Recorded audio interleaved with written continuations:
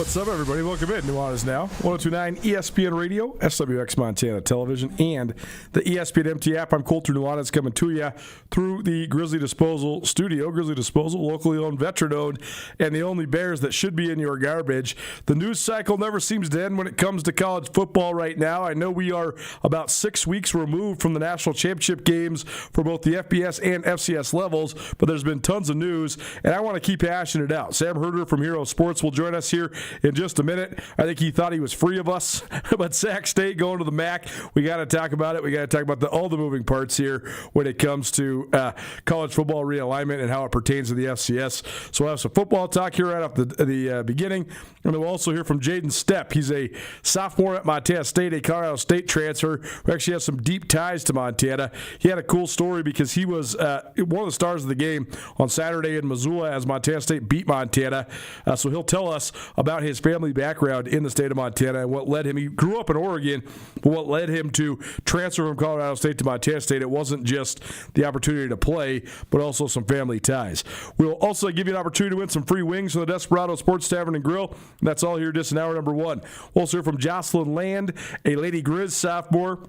She is a sharpshooter from Butler who has made an impact on the Lady Griz, and they enter the final elongated homestand of their season. They play Idaho State Thursday night and Weber State on Saturday. They swept these two teams last time around on the road, so certainly maybe a chance to get a couple more wins under their belt. And we'll also have our latest ESPN Roundtable. Last week we heard from Kent Haslam, the athletic director at the University of Montana, and we talked with Kent not just about Bobby Hauck's retirement, but also about revenue sharing and conference football, or college football realignment, and the new soccer coach at Montana. From Leon's perspective, he is about 6 weeks removed from Montana State winning a national championship. So we talked to him about that. We also talked to him about all the things that go into the success that Montana State has had athletically under Leon's 10 years at the helm there as the AD, and also his thoughts on college football realignment and where Montana State sits in that conversation as well. So that's coming up here for our ESPN Roundtable at the top of the 5 o'clock hour, and then we'll talk to Jocelyn Land at 5:30. There you go. It's what's coming up here on 102.9 ESPN Radio. You want to stream it? You always can. 1029ESPN.com. Just click on Listen Live, and there it is. You'll find the stream. You can also always find us on Facebook, on Twitch, and on YouTube. Please do us a favor. Go give that YouTube channel a subscribe click. We got a new and improved YouTube channel. These guys behind the glass have been working hard on it. So just go give us a subscribe. And it's a great way to consume the show. Show looks great on YouTube as we live stream it. So if you'd like to catch us there, you certainly can. And just go click on subscribe right there on the YouTube channel. We go now to the ESPN MT phone line. Welcome in our good buddy Sam Herder for the football season that never ends. Sam, how you doing, buddy? Good to talk to you. Yeah, I'm doing good. It's been quite the busy off season so far. It feels like it's been several months of the off season, but really it's only been about a month of the off season. Yeah, totally. A lot of stuff going down. So give us your take, because first of all, you have to give Sac State credit, not necessarily just for the move. We'll get into that in a minute. We have talked more about Sac State in the last 18 months than ever, and I've been covering the Big Sky for a really long time. And so much of it's because of all the noise they've been making. They have put their necks out there and made themselves very easy to criticize. The Twitter discourse right now about this move to the MAC has been a lot of people criticizing Sac's move. I don't necessarily think it's as crazy of a move as other people are making it to seem. But what have you thought of just the way that they've gone about this? Because you and I were talking about this a couple months ago. What if all of this outwardly and outlandish way of sort of quote-unquote marketing themselves is actually hurting them? They found their way to an FBS conference now, so I guess that's a moot point maybe. But just your thoughts on the path to get here to set this up for Sac State to actually finally make it into the FBS.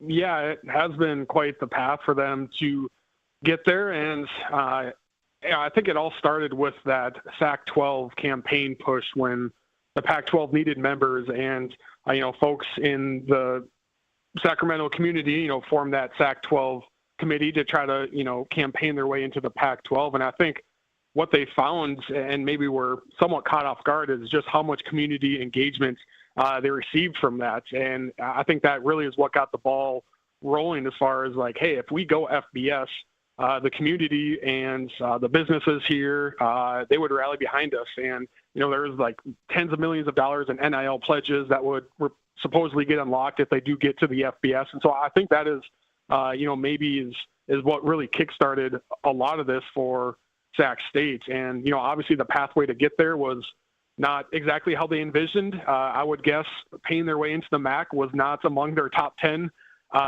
likely routes or desired routes to get to the FBS. I think I thought they were going to get their FBS independent waiver approved last offseason. And from what I've gathered, I think Sac State was pretty surprised that that did not get approved.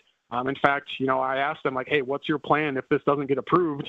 And the only answer I got was, we're hopeful that it does get approved. And so I think after they found out they could just go FBS independent, they were scrambling a little bit and trying to figure out how do we get into the FBS if that pathway is blocked.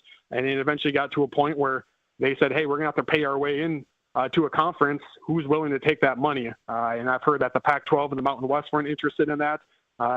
Conference USA maybe, but it ended up them landing in the MAC, which doesn't really fit geographically, but at the same time, if it's football only move, I definitely think it can work for both sides. A lot of people are saying this is a stupid move because of the geographical non-alignment. I mean, I think that Sac State is something like 2,600 miles away from the closest MAC school. There's also the huge price tag, $23 million, which makes North Dakota State $17 million look like a heck of a bargain. But I feel like it had to be FBS or bust, first because of all the bloviation that Sac State did, but also just because of the market they're in and the fact that we actually have a proof of concept that them being competitive at the FCS level does not drive that much interest overall in their program. So I think they had to roll the dice a little bit. What did you think of just the way that this all went down with them ending up in the MAC? Is this a reckless move by Sac, or is this a smart move by the Hornets? I think just because of the position that they really kind of put themselves in as far as promising FBS no matter what, I think it was a smart move for them to, get into the MAC. And the MAC had all the negotiating powers, which is why there was such a huge entrance fee to get into the MAC. And Sacramento State isn't taking any conference distributions. They're also are going to pay for all the travel costs, for the 4 MAC teams that fly to Sacramento State every year. So, as far as, the wallets of Sac State, it's definitely risky because I'm not exactly sure how they're going to pay for this. I believe their athletic budget is around $47 million. $40 million of that is allocated, from student fees from the state, from the university. I saw that they had less than $1 million in total donations last year. They had less than $1 million in ticket sales last year. And so this is kind of the opposite of what we talked about with NDSU, where the Bison, most of their athletic budget is self-raised through donations, through ticket sales.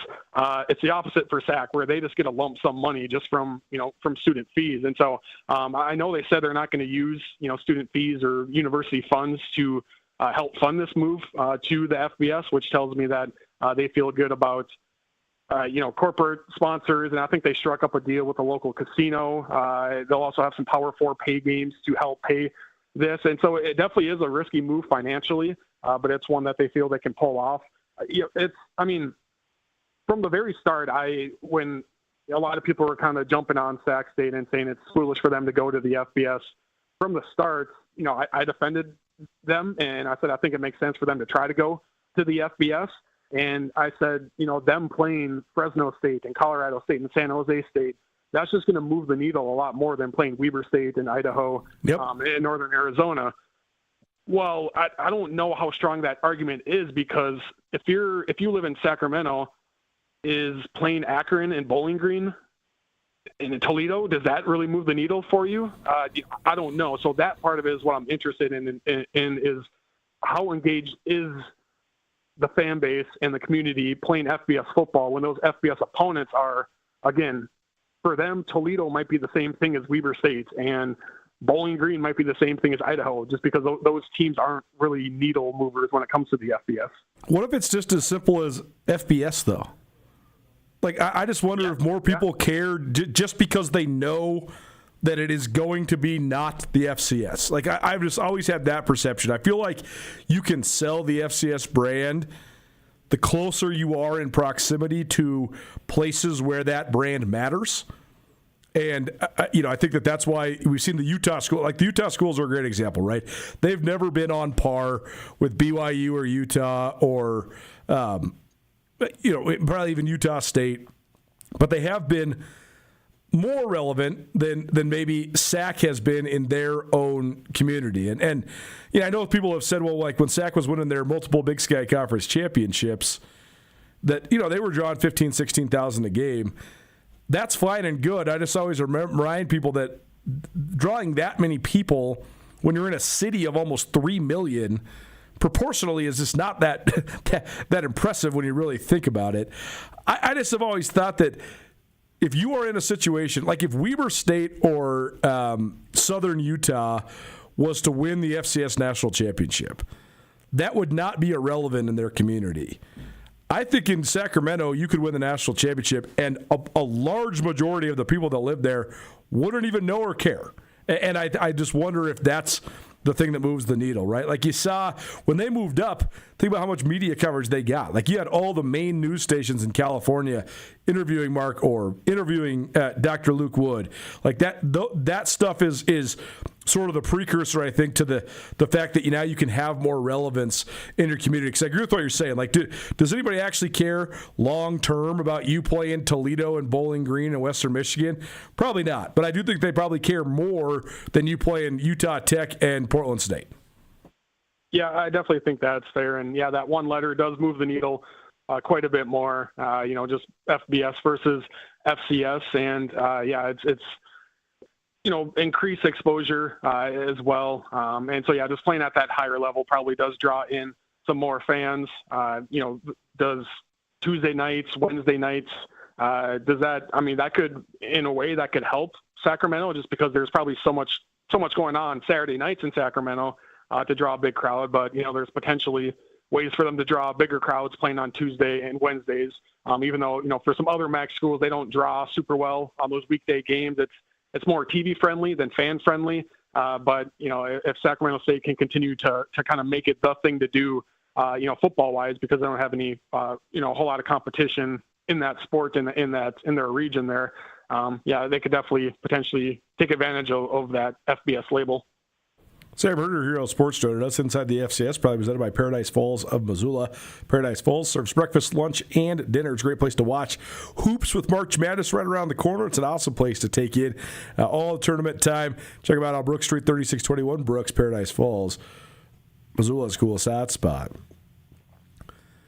The money part of this is fascinating because you mentioned this, Sam, but I think that's the other reason why. Certainly, there's this notion that the people in the Big Sky Conference and the people in the FCS are like, don't let the door hit you on your way out, right? Sac did this in a very brash way. Their president was very insulting to the FCS level of football, calling it the JV level. He was stirring the pot constantly, and I think a lot of people around the league wanted to distance themselves from that pretty quickly, right? But there's also the fact of the matter that Sac State has been funded in a completely different way than a lot of the other teams in the Big Sky, especially the powers that be. To me, that's the number one disparity that the Montana schools and North Dakota State have faced. Because they do generate so much of their own revenue, and because of the states that they're in, they don't get that much help to fund their athletics departments, but from taxpayers and from state money. Whereas Sac, you mentioned the money. It's like $40 million they're getting from the state. They're like 85 to 90% subsidized once you add in the athletic fees from the students. So I just wonder if that's also a part of this, where Sac can take risks because even though they don't generate that much money now, if they started to, they have such a baseline. So do you think that mitigates the risk, just the fact that you have sort of this much money already in the boat, so to speak, to give you sort of a landing net if this stuff goes awry or if it does take a little while to build?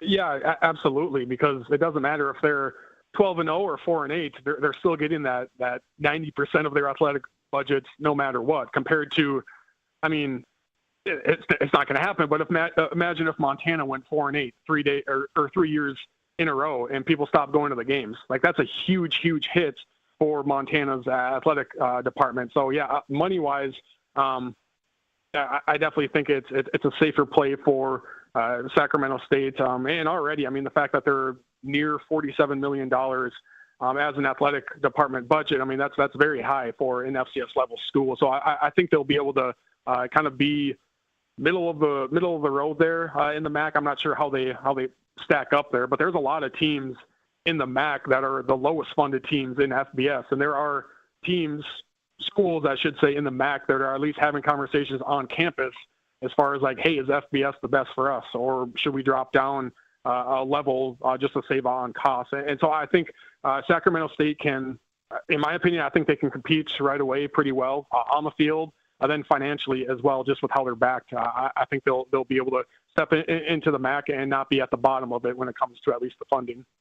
Mark Orr, the athletic director at Sac State, also mentioned just the recruiting element. Again, it is I think the 19th or 20th media market in the country based on which list you're looking at in terms of those rankings. But it is a multi-million person metropolitan area. There's been a lot of great players that have come out of the Sacramento area over the years, and some of those guys have landed in the Big Sky. Many of those guys have landed in the FBS. Do you feel like that can help Sac be competitive? Like, if they got a windfall of recruits, could that help boost them? Because they kind of did last year, but those guys didn't necessarily produce at the level they wanted to. But also, I always wondered if those guys just didn't really care to be playing in the FCS and they were sort of loading up for this year. What do you make of that? Is this going to help Sac recruit better talent, and will that in turn help them make a bigger impact as they transition to the FCS? Yeah, I think it can open the door for higher level recruits, but it's definitely still a mixed bag. Like if you're a parent of an athlete and you're getting recruited by Sac State, San Jose State, and Fresno State, like as a parent, you would probably rather your kid play at Fresno State or San Jose State because you're going to be able to go to more away games because it's more regionally sound. So I don't think this opens the door totally for Sacramento State for some recruits. It just kind of depends on what their desires are, but certainly that one letter difference can be the difference in landing the guy or not landing the guy, because some recruits are, I want to play FBS. I don't care if it's playing for a 1-11 Mountain West team or playing for a 15-0 Montana State team. I want to be FBS. That's just their mindset. But there are also other guys that it's not about the letters FBS or FCS, and you go through all the different recruiting rankings for FCS players, and there's a ton of guys who turn down multiple FBS offers to play at the FCS level. Either it's because they want to play for a national championship, or they like the playoff system, or simply they just like the coach, or they like the system, or they like the culture in place at the FCS, and they don't really care what level you're at. They just really like that school. So I don't think this just unlocks a whole new class of recruits that they could potentially get, but for some particular guys that are all in on wanting to go FBS, I'm sure there are a lot of those guys that Sac State has missed on because they weren't FBS, and now they can land those type of guys. Sam Ruger, Hero Sports, joining us here on 102.9 ESPN Radio. So you and I have talked about the teams the schools, that are most likely to move up to the FCS or to the FBS from FCS. NDSU was on top of that list for several years now. Now where did you think Sac ranked on that list before this move was made? And then give us your other candidates maybe of teams that could or should or even can make the push to the FBS if that opportunity landed on their doorstep. Yeah, actually I think it was early last week, I tweeted out my top 3 most likely FCS to FBS moves, and Sac State was at the top of the list. And then, a few days later, that report came out. So I got that one right. Number 2 on my list is Tarleton State. Then number 3 on my list is UC Davis. Tarleton State, no doubt, has FBS ambitions. And so I think 3 things go into it. It's, do you have the money to buy your way in, pretty much? Do you have those ambitions where, if you're South Dakota State, one day, we could probably be, in the FBS, but we're not kicking down the door. compared to Tarleton State, where it's like, no, we want to go FBS. Give us an invite and we're in. And so it's those two things, and it's also location is a part of it as well. And so being in Texas, that's huge for Tarleton State. If the Mountain West wants to dip into Texas, or if Conference USA wants to add one more member, that's right in the region. And so that's why I think Tarleton State is the most likely next team. I don't have a timetable. It could be next year. It could be 2 years, 3 years. Who really knows? But they have the money and the want to get it done. And then UC Davis, that would just be a natural fit because they're already in the Mountain West for their other teams.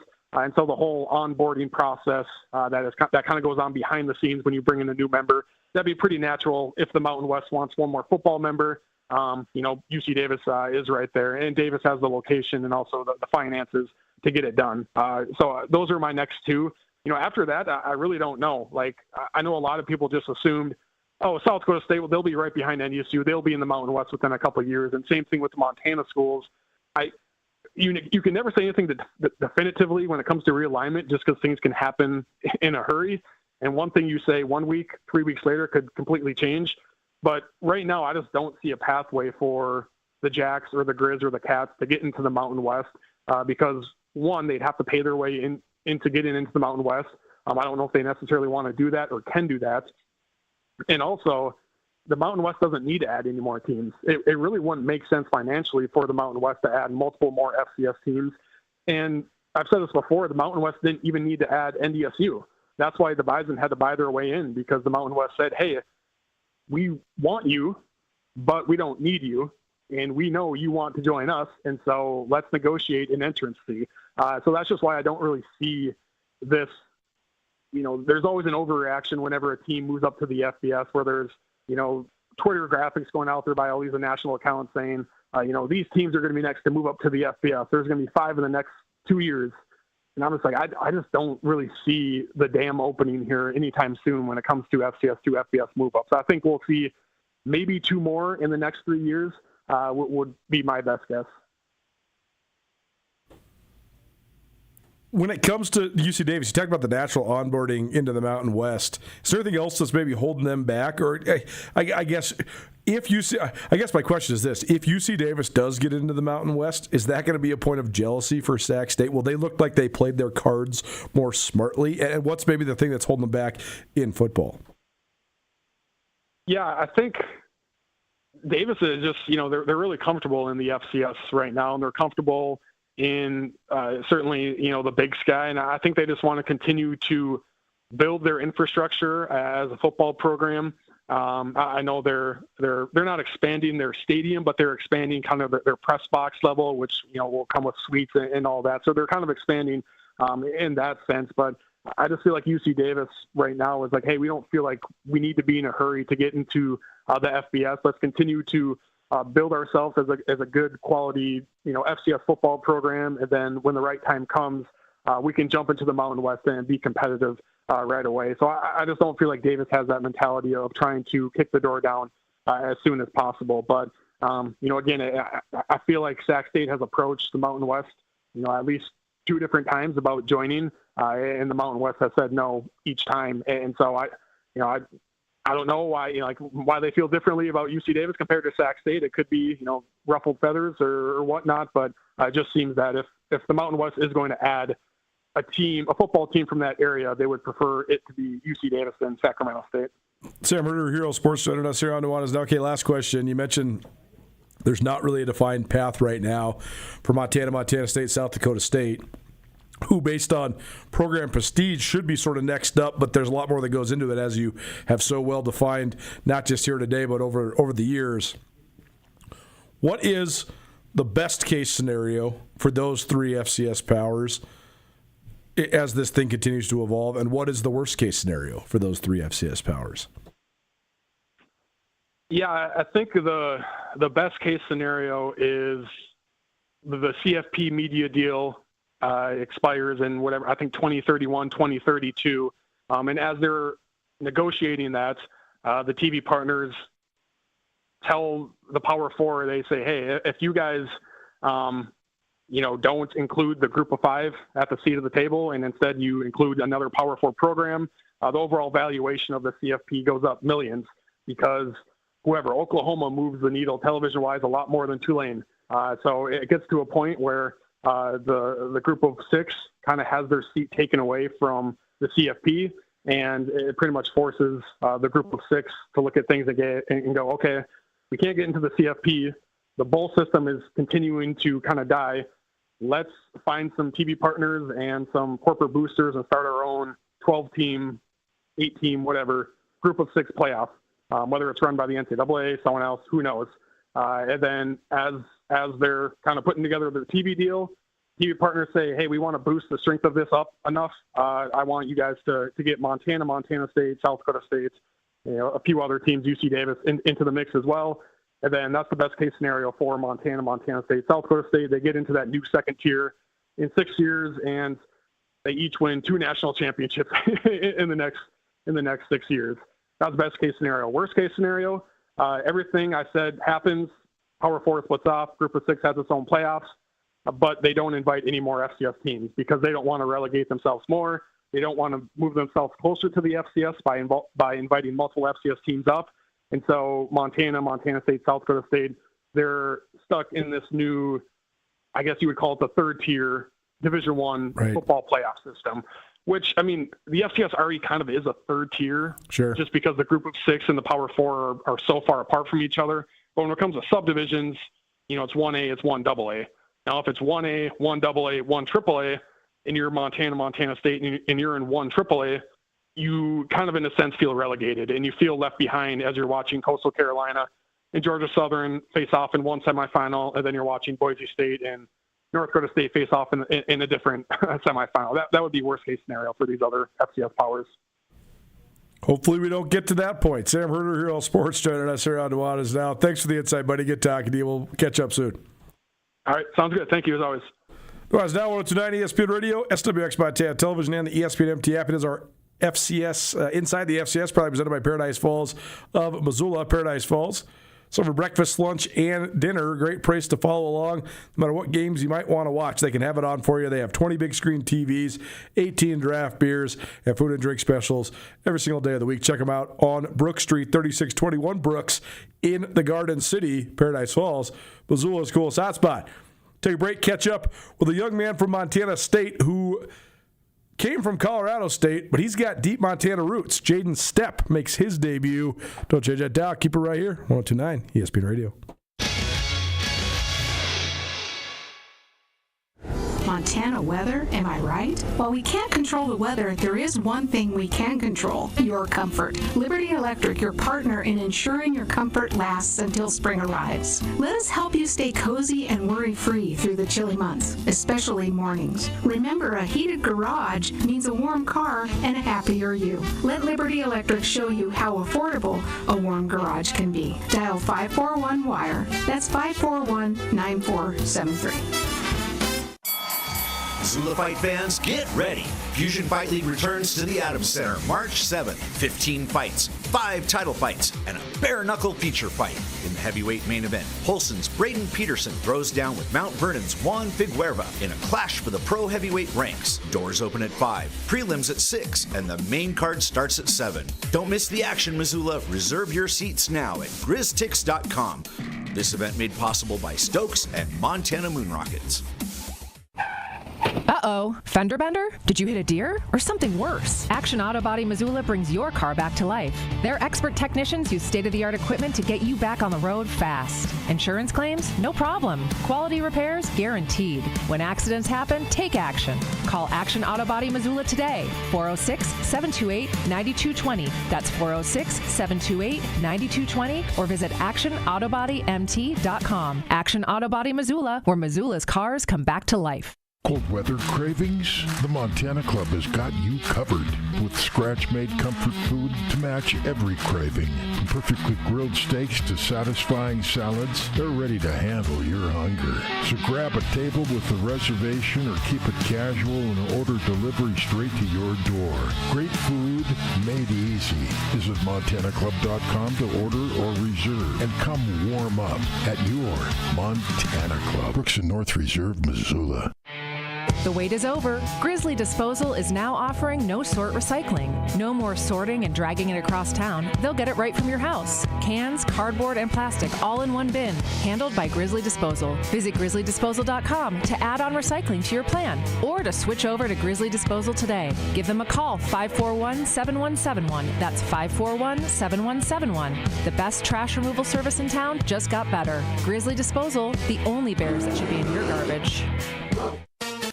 From the opening face-off to the final horn, Griz Hockey was backed by the best fans in college hockey. That's Griz Nation at the Glacier Ice Rink. All season long, you brought the noise, brought the pride, and turned every game into a battle. Big hits, last-second goals, heart-pounding moments. University of Montana Hockey doesn't do it without you, and we mean that. So keep packing the rink, keep raising the volume, and keep backing the Griz for years to come. Thank you, Missoula, for your continued support of Montana Grizzly Hockey.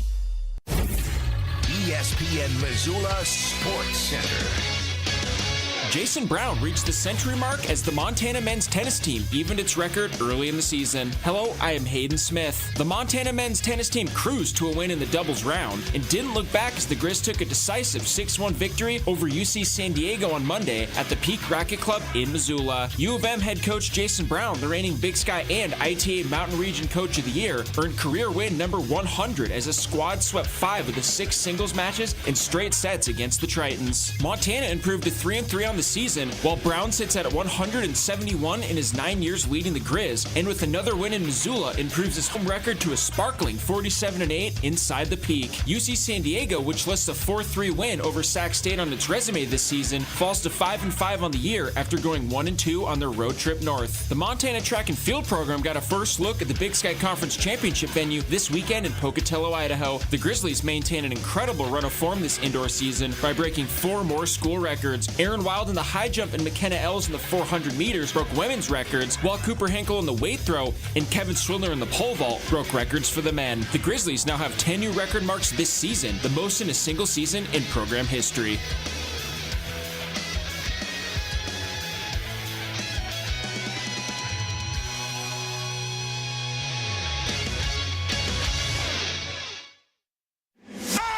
It's Nuanez Now on 102.9 ESPN Missoula. Watch the show statewide on SWX Montana Television.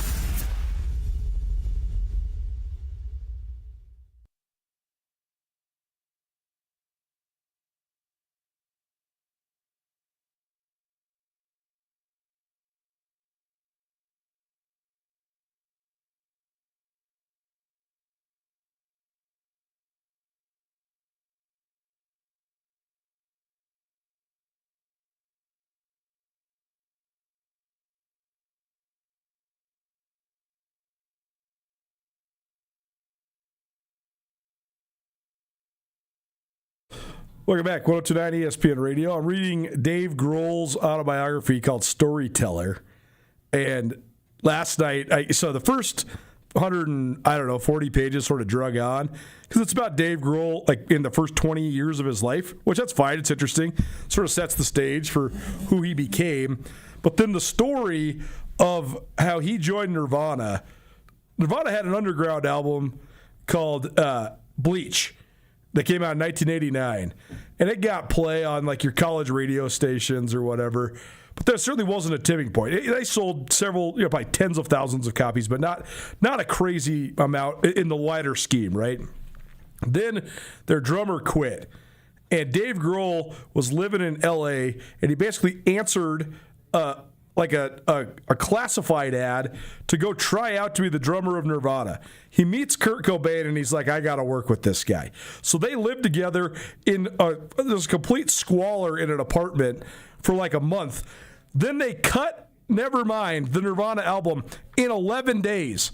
In the time it took for them to cut Nevermind in 11 days, they played their debut gig of that album in front of 75 people. Within 3 months, they were playing the Cow Palace in San Francisco in front of 25,000 people with Pearl Jam, Red Hot Chili Peppers. Like, the meteoric rise of that is hard to believe. And it's hard to even fathom considering this is 1991 when there's no interview.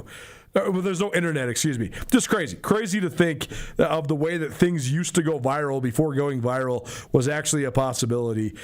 And, I mean, honestly, it's sad because that was such a shooting star and it burned out so fast. because they got, I mean, they literally told Geffen Records, we're going to sell you the rights to this record, and we want to become the biggest band in the world. 3 months later, they were the biggest band in the world. That's nuts for a couple 21-year-old kids to be able to do that. So if I'm playing a bunch of Nirvana, it's because I listened to the entire Nevermind record from start to finish this morning, and I'm hooked. It's just a totally unique style of music. Nuanez Now, 102.9 ESPN Radio, SWX Montana Television, and the ESPN MT app. I knew next to nothing about Jaden Stepp before Montana State played in Missoula on Saturday. He's been playing about 12 minutes a game for the Bobcats off the bench, and he's had an okay year so far. He looked great in Missoula, and it turns out it's because he's got some deep roots in the state of Montana, and he had a bunch of people on hand cheering him on. Here's more about his story. Well, time for our Montana State Minute. Checking in now with Montana State men's basketball. And Jaden Stepp, our guest, he had a great game in Missoula coming off the bench for the Bobcats in their 82-71 victory. Jaden, appreciate you being here, man. How you doing? Doing good, and thank you for having me. I really appreciate it. First of all, just tell us about your mentality coming into that game, because it looked like you were ready to go, and you scored at a high rate, even in limited minutes. So just take me through it. What was your mindset coming into the contest on Saturday? I was going into that game just trying to be aggressive and just trying to do what the team needs to get a win. It was a big game. We're playing for second place in conference. We're playing our rivals. So just before the game, I was just going into it thinking, like, I have to do whatever it takes to win this one, regardless of if I'm comfortable or not. So I just went into it with a winning mindset. So. What would you think of just playing in Missoula, just the atmosphere you guys were able to endure and prevail in? No, yeah, that was my first time playing in Missoula. They're pretty rowdy. The crowd, they like to yell at you. They like to say stuff, but it was a great environment, and it's fun to play basketball in like arenas and with crowds like that. So it was super fun for me. Well, you guys have had some injuries, so everybody's sort of had to step up and play an elevated role. Just take me through that. Obviously, like you mentioned, you got to stay ready. So how were you able to sort of stay ready, and how have you guys been able to endure this? Because, I mean, you haven't really missed a step even with some of the guys going down. No, yeah. I mean, for me personally, with my role change, like I started off the entire summer and the first half of the year playing on the perimeter. I wasn't a center. And then due to unfortunate circumstances and injuries, when conference started, I had to move to the center and try and learn fast. But our coaches do a great job of preparing us all, but especially me to play the 5. It's my first time playing the 5, and it feels natural to me now. I've got a couple games under my belt, and every game I just feel like I'm improving rapidly. So just keeping my head down, trusting the work I put in. That's the main thing our coaches try to instill in all of us. And so we all have the next man up mentality, and a lot of people's roles and what they thought the year was going to be like has changed. And I'm just here for it. I'm ready to accept any role. So what's the biggest difference in playing the 5 compared to maybe what you were used to previously? Well, I set a lot of screens and I roll to the basket. Yeah. I have to guard people probably about 60 pounds heavier than me pretty much every game. I also have to kind of be the focal point of our offense in a couple of our sets. So making a lot of the passing reads and the handoff reads, getting the ball to players where I know they'll make plays, and just really being the focal point of the offense in a lot of our sets. Being the 5 is a lot different than what I was doing at the start of the year. So just a lot of reads you have to make, and you're kind of like a point guard in our offense. So just trying to facilitate the ball and score at an efficient rate like we have been doing. So. Well, you're really skilled, so that probably helps, though, right? I mean, it's probably not that foreign to you to have the ball in your hands. It's just probably a different way of doing it, right? No, yeah, no, most definitely. I probably have the ball in my hands a lot more, and I'm very comfortable with the ball in my hands. That's kind of how I grew up playing. That's how I want to play. And so, yeah, it comes pretty natural to me.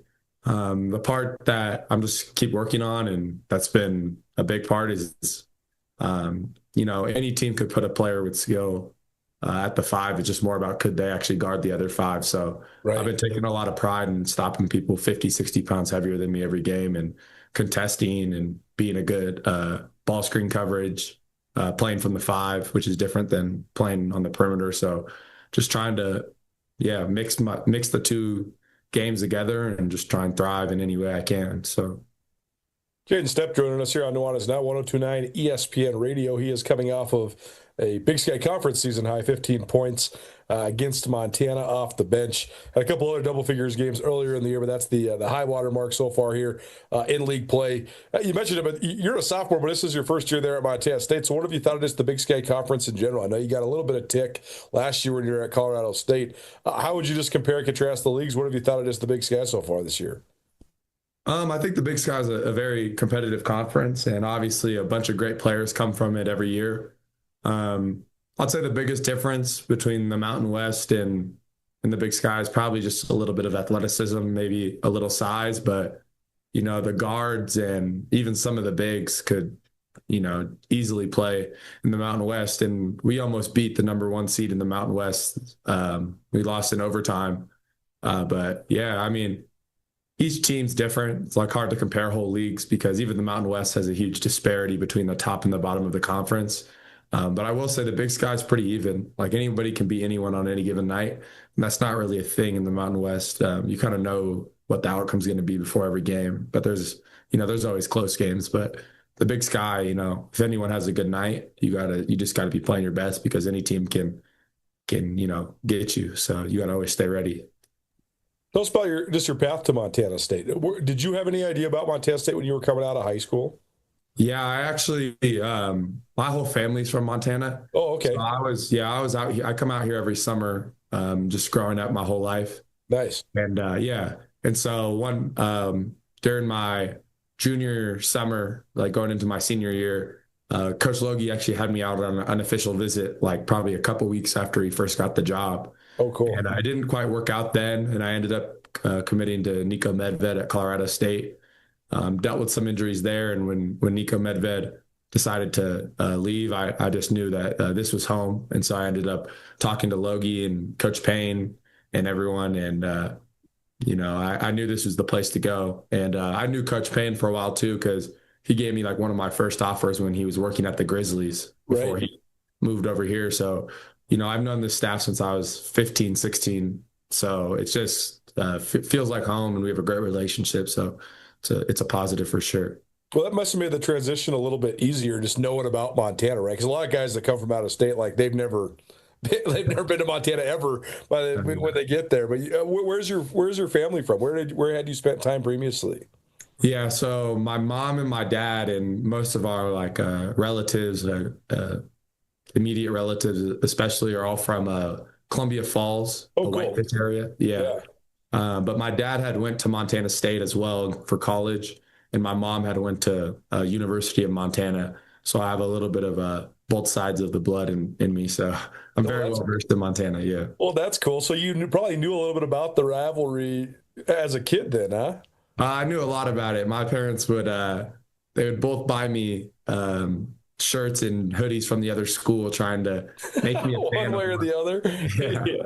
Yeah, but our whole family's Montana State fans now, thank goodness. But yeah, I had to tell my mom, and she took it a little harshly at the first, but now she's just super excited and she loves watching me play. So it's been good. Well, scoring 15 in Missoula, getting the win, that's bragging rights for Dad, I'm sure, at dinner this last couple of days, huh?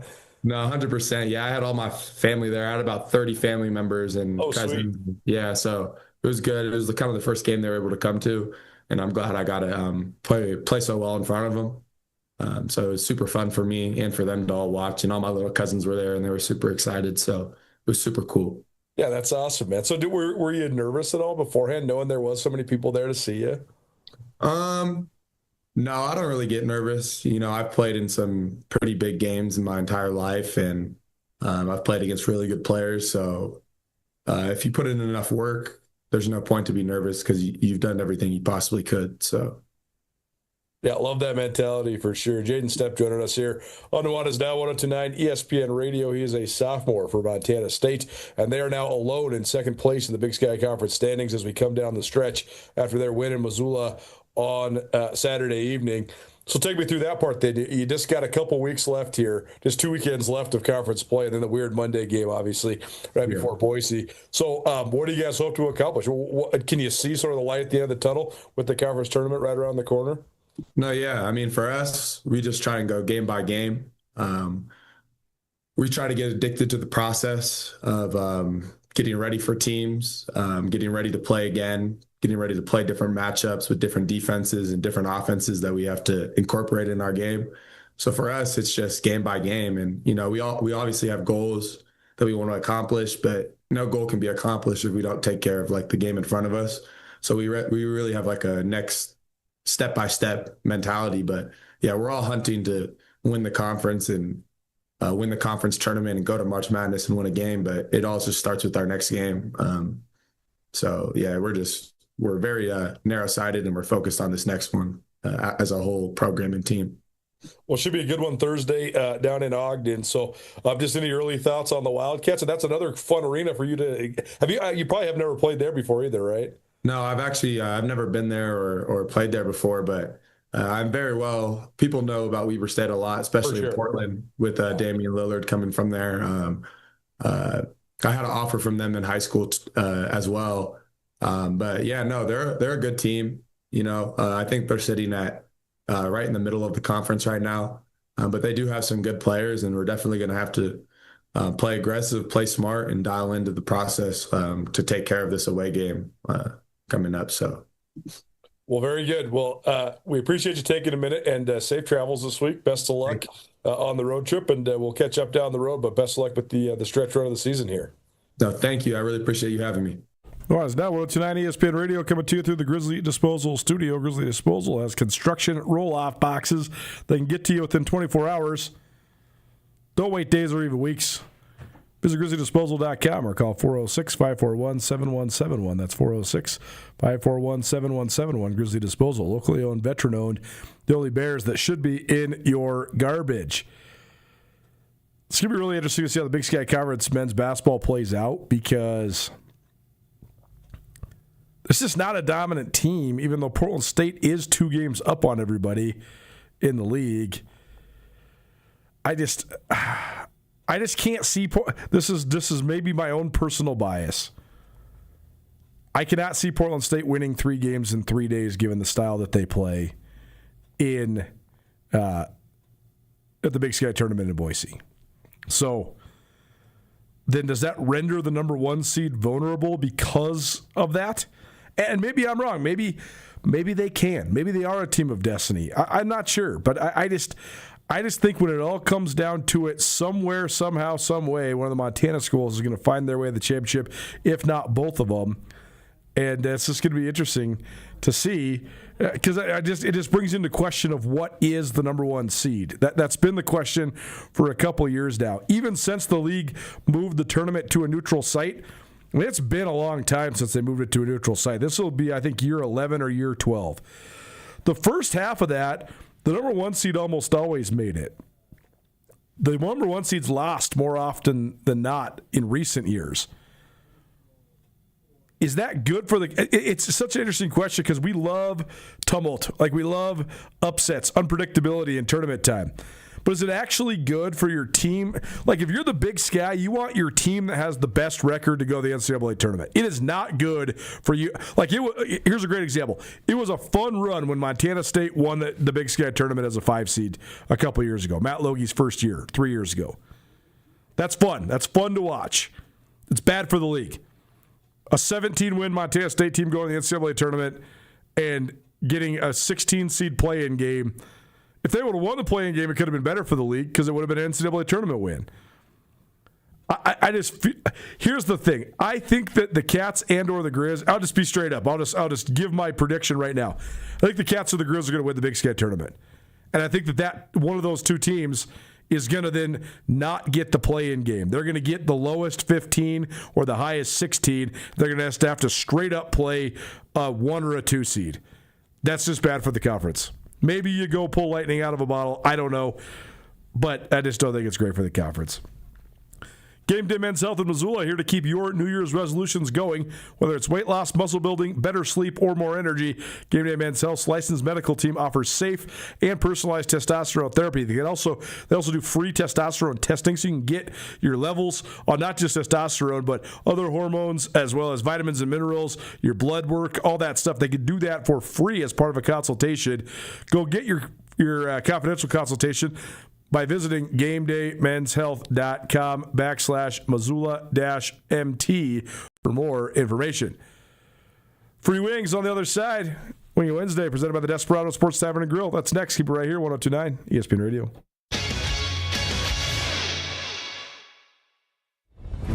At Valley Christian School, we're taught to compete with integrity, respect, and character. Whether it's in the classroom or the game, we're preparing for life, not just the next season.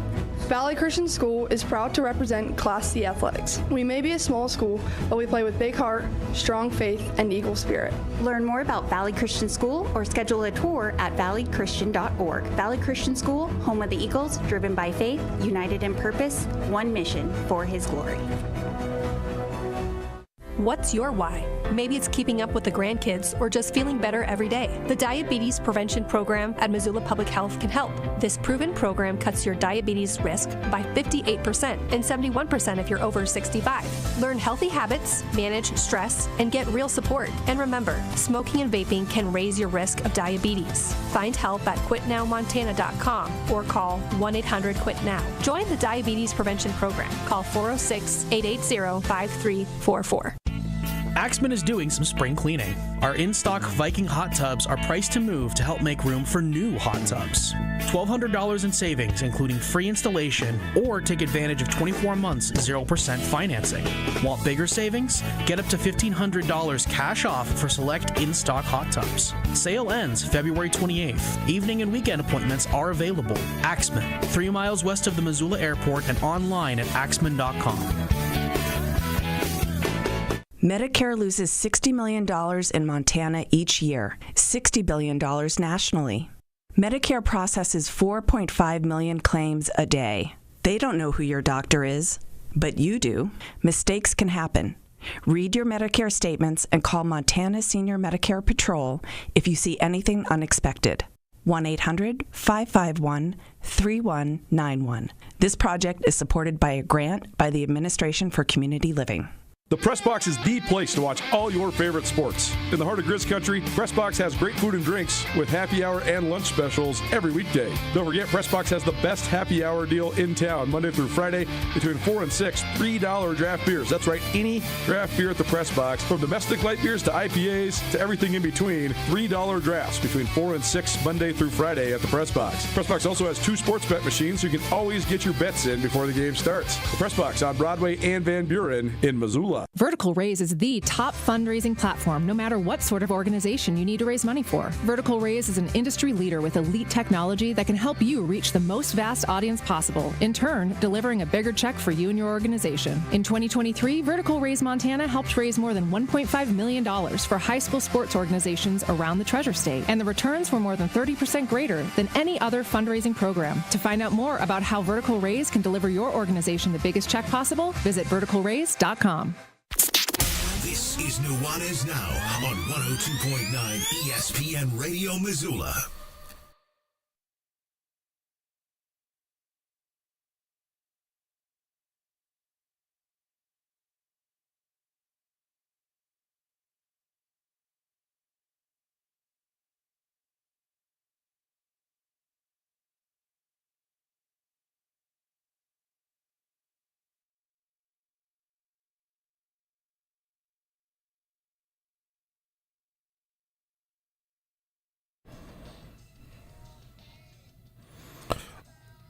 Learned this the other night.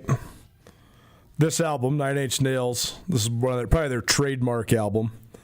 It was recorded in the house in L.A.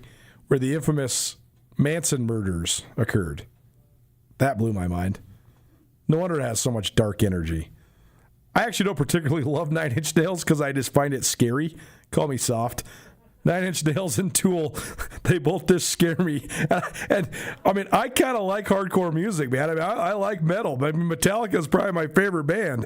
I could get down some Pantera, but Nine Inch Nails and Tool, I've never been able to get into them. But I do like a couple of the songs. I respect the talent, certainly, and the commitment to the persona.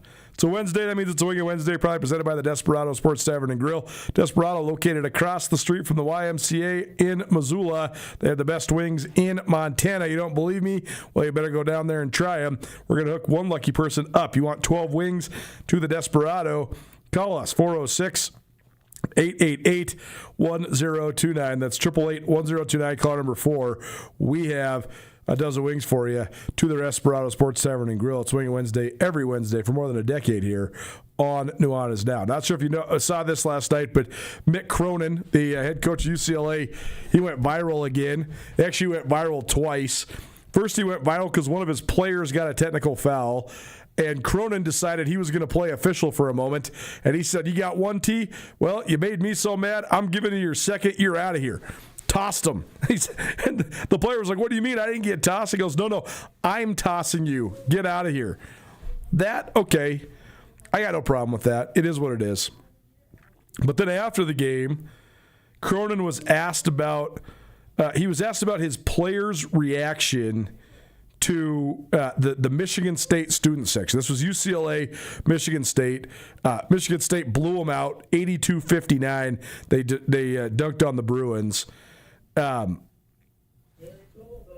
the game, though, a reporter asked him about the student section and its impact on the technical foul that then caused this ejection to happen. Totally fair question.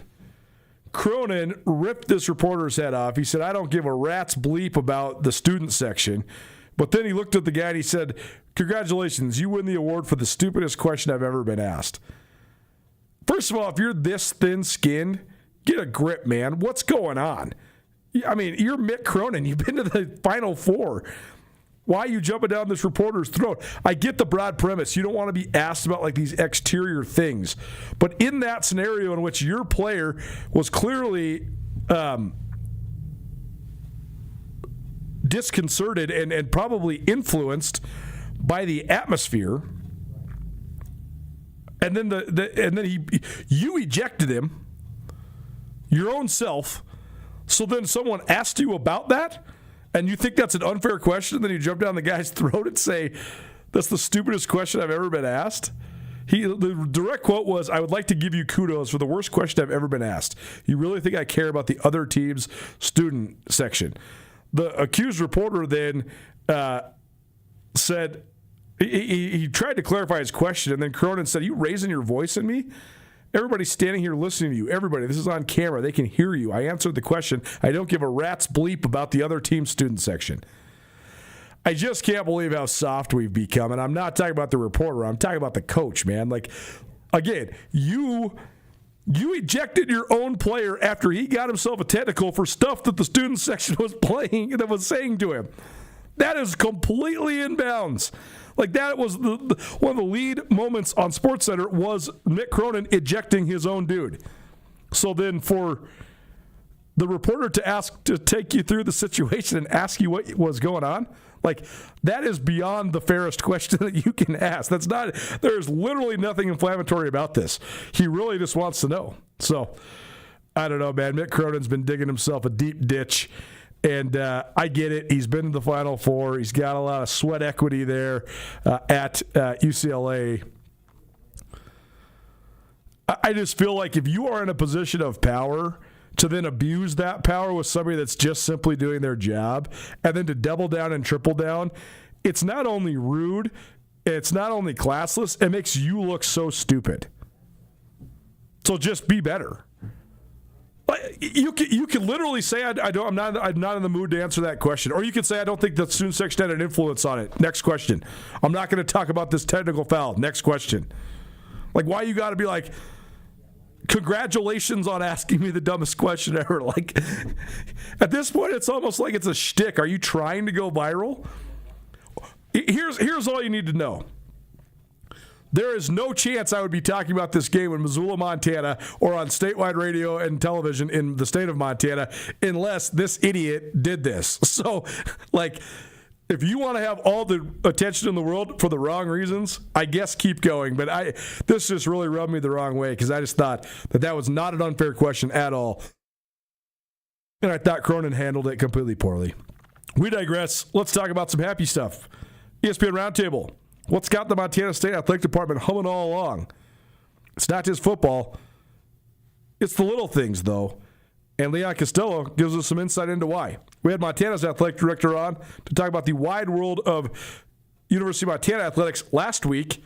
As always, we like to extend opportunities for each of the ADs to be featured on this show, and that's exactly what we did here right after this. Don't change that dial. Keep it right here. It's Nuanez Now, 102.9 ESPN Radio. Cold weather cravings? The Montana Club has got you covered with scratch-made comfort food to match every craving. From perfectly grilled steaks to satisfying salads, they're ready to handle your hunger. So grab a table with a reservation or keep it casual and order delivery straight to your door. Great food made easy. Visit montanaclub.com to order or reserve and come warm up at your Montana Club. Brooks and North Reserve, Missoula. Are you a sports fan who loves to win? Get in on the action with Sportsbet Montana. Bet on collegiate and professional baseball, football, hockey, basketball, and more, all while keeping the money right here in Montana. It's easy and secure on our kiosks and mobile app. Head to your favorite Sportsbet Montana retail location to catch the game, place your bets, and celebrate your wins. Sportsbet Montana. Learn more at sportsbetmontana.com. Did you know that if you have dense breasts, or any breasts for that matter, a screening mammogram or ultrasound can miss up to half of breast cancers? At Montana Imaging Center in Missoula, we now offer screening breast MRI, the best way to find cancer early. Tell your doctor you'd like to have a referral sent to Montana Imaging Center, where you'll save up to 90% on breast MRIs. Fridays at Montana Imaging Center, join us for Breast Fridays Ever. It's a relaxing, non-hospital screening experience with chocolates, champagne, and sometimes an emotional support puppy running around. Visit montanaimaging.com for more info. The wait is over. Grizzly Disposal is now offering no-sort recycling. No more sorting and dragging it across town. They'll get it right from your house. Cans, cardboard, and plastic all in one bin. Handled by Grizzly Disposal. Visit grizzlydisposal.com to add on recycling to your plan or to switch over to Grizzly Disposal today. Give them a call, 541-7171. That's 541-7171. The best trash removal service in town just got better. Grizzly Disposal, the only bears that should be in your garbage. From the opening face-off to the final horn, Griz Hockey was backed by the best fans in college hockey. That's Griz Nation at the Glacier Ice Rink. All season long, you brought the noise, brought the pride, and turned every game into a battle. Big hits, last-second goals, heart-pounding moments. University of Montana Hockey doesn't do it without you, and we mean that. So keep packing the rink, keep raising the volume, and keep backing the Griz for years to come. Thank you, Missoula, for your continued support of Montana Grizzly Hockey. Over 20 years ago, Farmer State Bank pledged to fund a $10,000 scholarship in each community where we're located. We've grown, and that promise has grown with us. This year, Farmer State Bank will award 9 $10,000 scholarships to qualifying high school seniors. That's community banking, supporting the people and places we call home. Bank with us, and you're part of this too. Farmer State Bank, your Montana bank since 1907, member FDIC. ESPN Radio for Western Montana, KKVU HD3 Stevensville, and 102.9 FM on K275BS Missoula. ESPN Missoula Sports Center.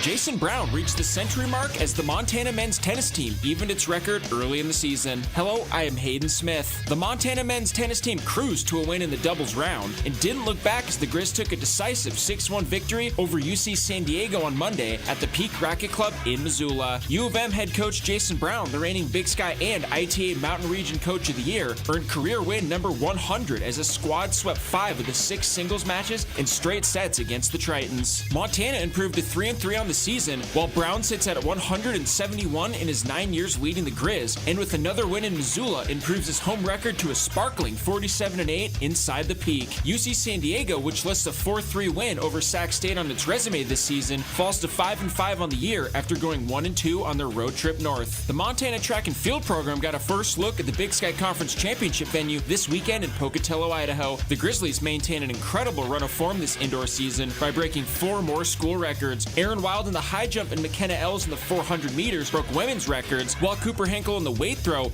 and Kevin Swindler in the pole vault broke records for the men. The Grizzlies now have 10 new record marks this season, the most in a single season in program history.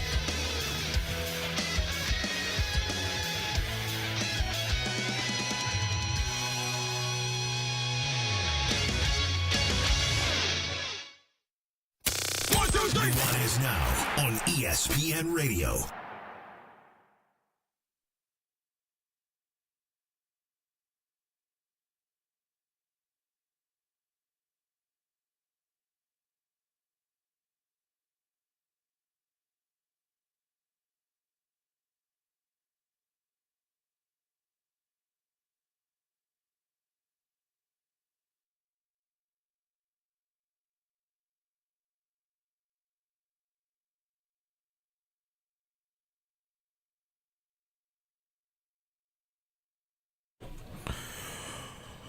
Welcome back. 102.9 ESPN Radio, SWX Montana Television, and the ESPN MT app. Colter Nuanez coming to you through the Grizzly Disposal Studio here at the Missoula Broadcasting Company. Grizzly Disposal now has one bin recycling. If you would like to get your recycling picked up right at your house, they'll do it for you. Plastic, cardboard, all of it. Add the service or make the switch today. GrizzlyDisposal.com or 406-541-7171. Grizzly Disposal, locally owned, veteran-owned, and the only bear that should be in your garbage. Hour number 1, we talked to Sam Herder about Sac State to the MAC. We heard from Jaden Stepp, Montana State sophomore basketball player, and we dunked on Mick Cronin for being a jerk to a reporter following UCLA's lopsided loss to Michigan State. All of it on the Nuanez Now podcast, which is available on all your various podcast hosting platforms. Last week, we had Montana's AD, Kent Haslam, on. This week, we hear from the Bobcat side of things. Well, there's no downtime anymore. We're talking nothing but all sorts of crazy stuff that's going on around the wide world of college athletics. And we continue to talk about Montana State and their national championship. Leon Costello, the athletic director of Montana State, joining us, and been wanting to have him on for a variety of reasons. But first of all, to recap all the stuff that went down in Nashville. So, Leon, appreciate you for being here. How you doing? Great. How are you doing? Good. Thanks so much for asking.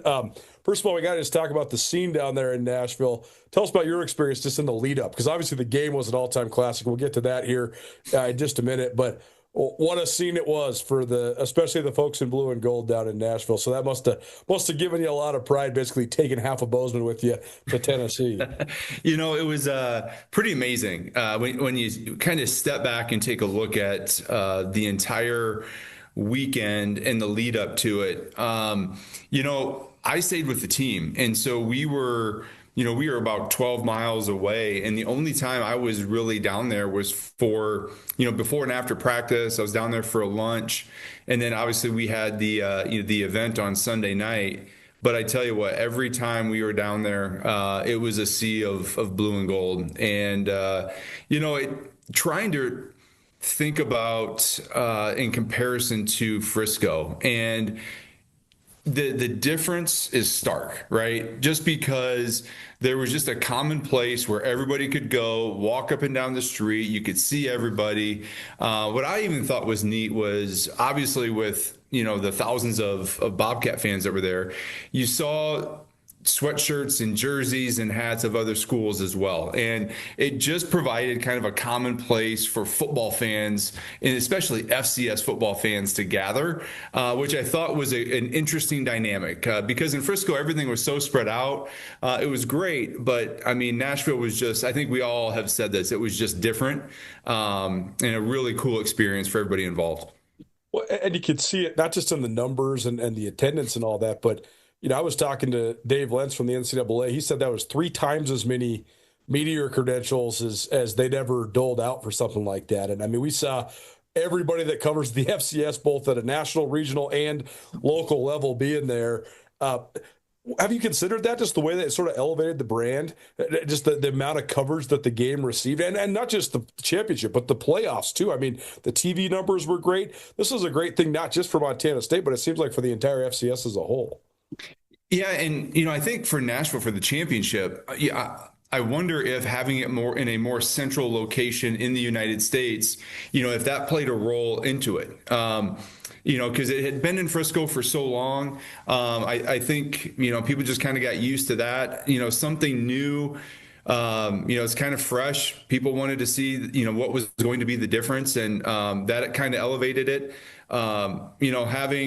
Having a new team in there in Illinois State, I think, provides a storyline. Obviously, they're the ones to take out the defending champions. So there's a storyline there. Obviously, with us being there and having played NDSU last year, there was a lot of really cool storylines. But I think if you look at FCS football, we talk a lot about the NFL, and if you watch the Super Bowl and you saw all of the FCS players that were in the Super Bowl, it's an exciting brand of football. And to your point, I think the playoffs really played into that because of the nature of some of the upsets, some of the teams that were there, how the playoffs played out. Obviously, our side of the bracket had its own storylines, but you could find those everywhere. And as the playoffs went on, to your point, it just kept on building, right? And then it was like, we're going to this new place.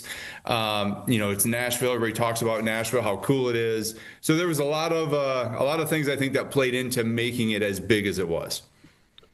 One thing I've been thinking about is that when sort of this rash of change started with, the portal and then NIL and all these different things that we've talked about with house settlement and stuff like that, there was this fear that the FCS was going to become like the JV, like junior colleges, right? It's going to be a farm system. And I think that actually has happened to a certain extent to some of the programs that maybe aren't as competitive, but I don't think it's happened as a higher level. I know certainly Montana State's lost some guys. Montana's lost some guys. Everybody's going to lose a couple guys here and there, right? But it hasn't been this like rash that maybe we anticipated. And you have to wonder if so much of that is just because it has gained so much prominence nationally.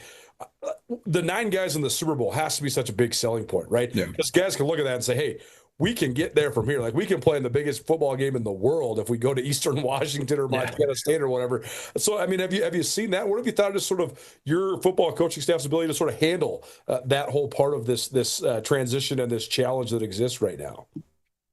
Well, I think when it all started, we benefited more from the portal, than anything else. I mean, we were getting more players from the portal at the beginning, and that certainly helped us. I think watching Coach Vigen manage the roster through this and how he has built the roster through stability with high school student athletes, being able to keep them here and develop them, and then being able to really pick and choose those that he goes after.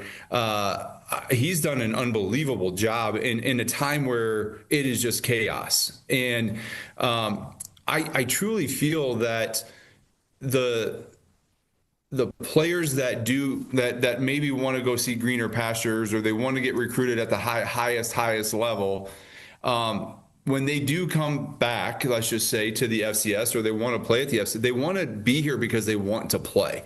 And I think that's kind of the neat thing about it. There's almost a chip on their shoulder, and they want to be able to go out and prove themselves. Now, if you're here or at an FCS program or Division II program, you proved yourself, and then you want to see how far you can take it. I totally understand that as well. But it just seems like Coach Vigen has done an unbelievable job of finding those kind of diamonds in the rough that fit exactly what he needs, but also have a little bit of a chip on their shoulder. They just want to go prove everybody wrong, that they can play at the highest level, they can play at Division I level, and they can go and compete for championships. And he's found a way through this entire puzzle piece to really fit the pieces together and make it towards the end of the year.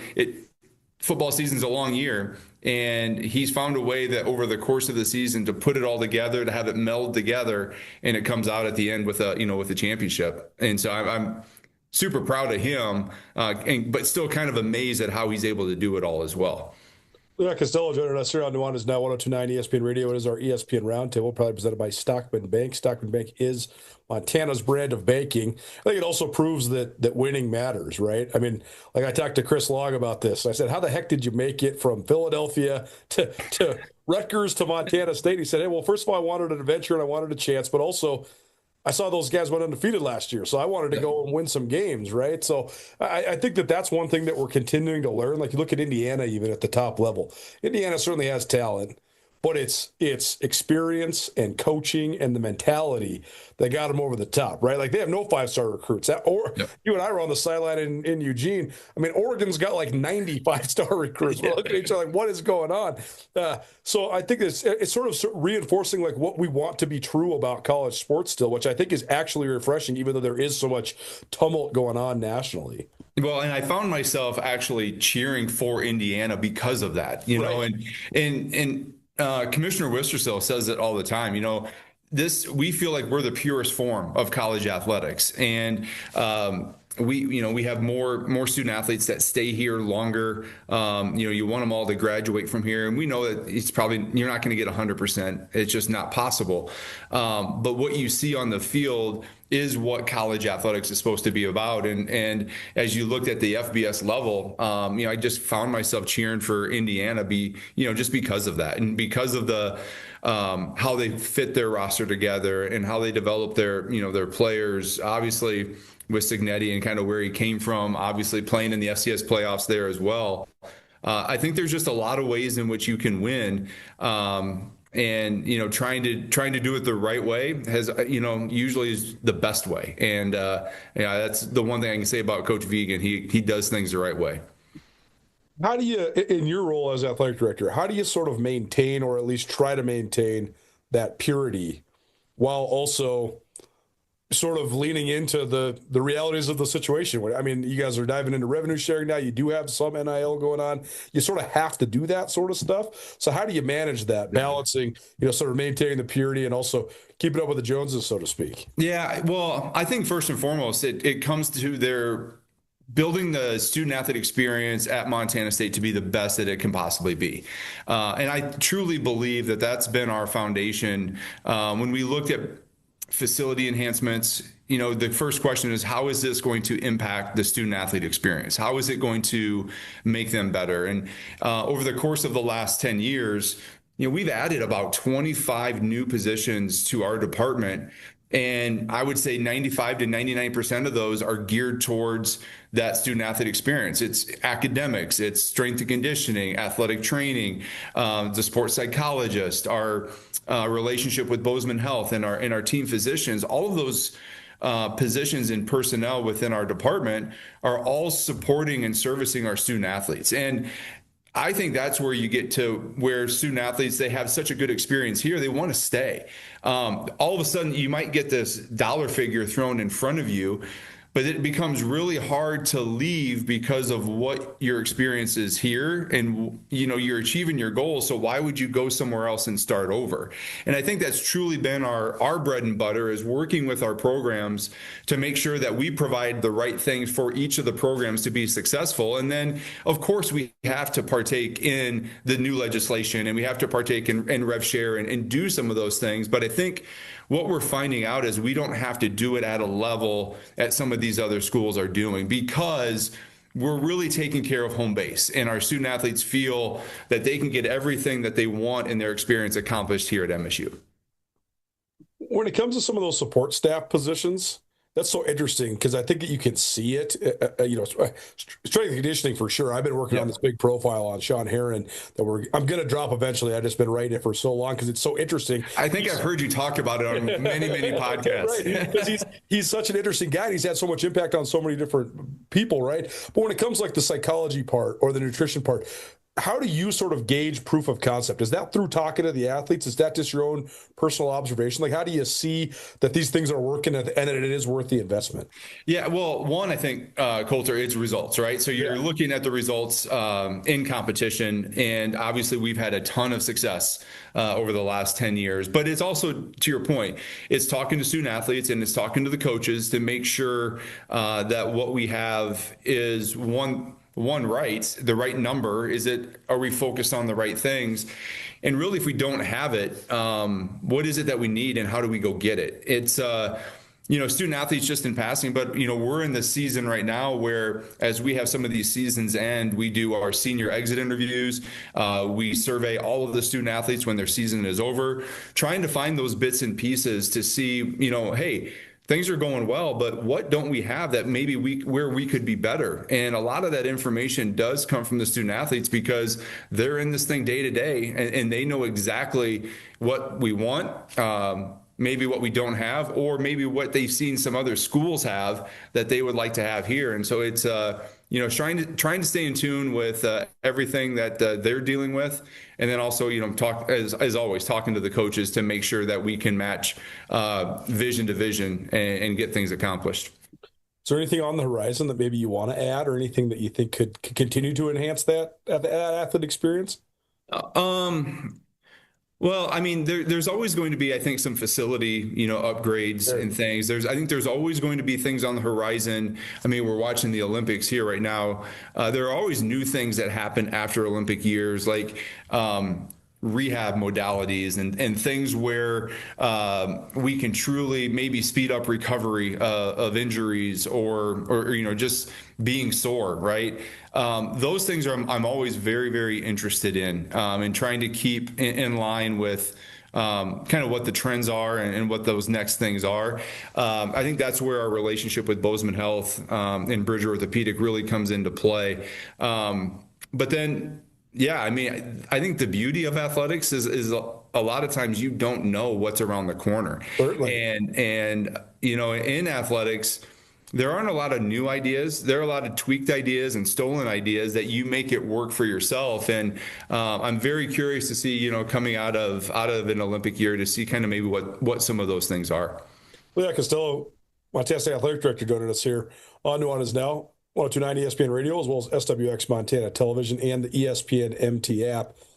So back to Nashville, because I got to ask you your perspective on the game, because I know you're not just the AD, you're a big sports fan too.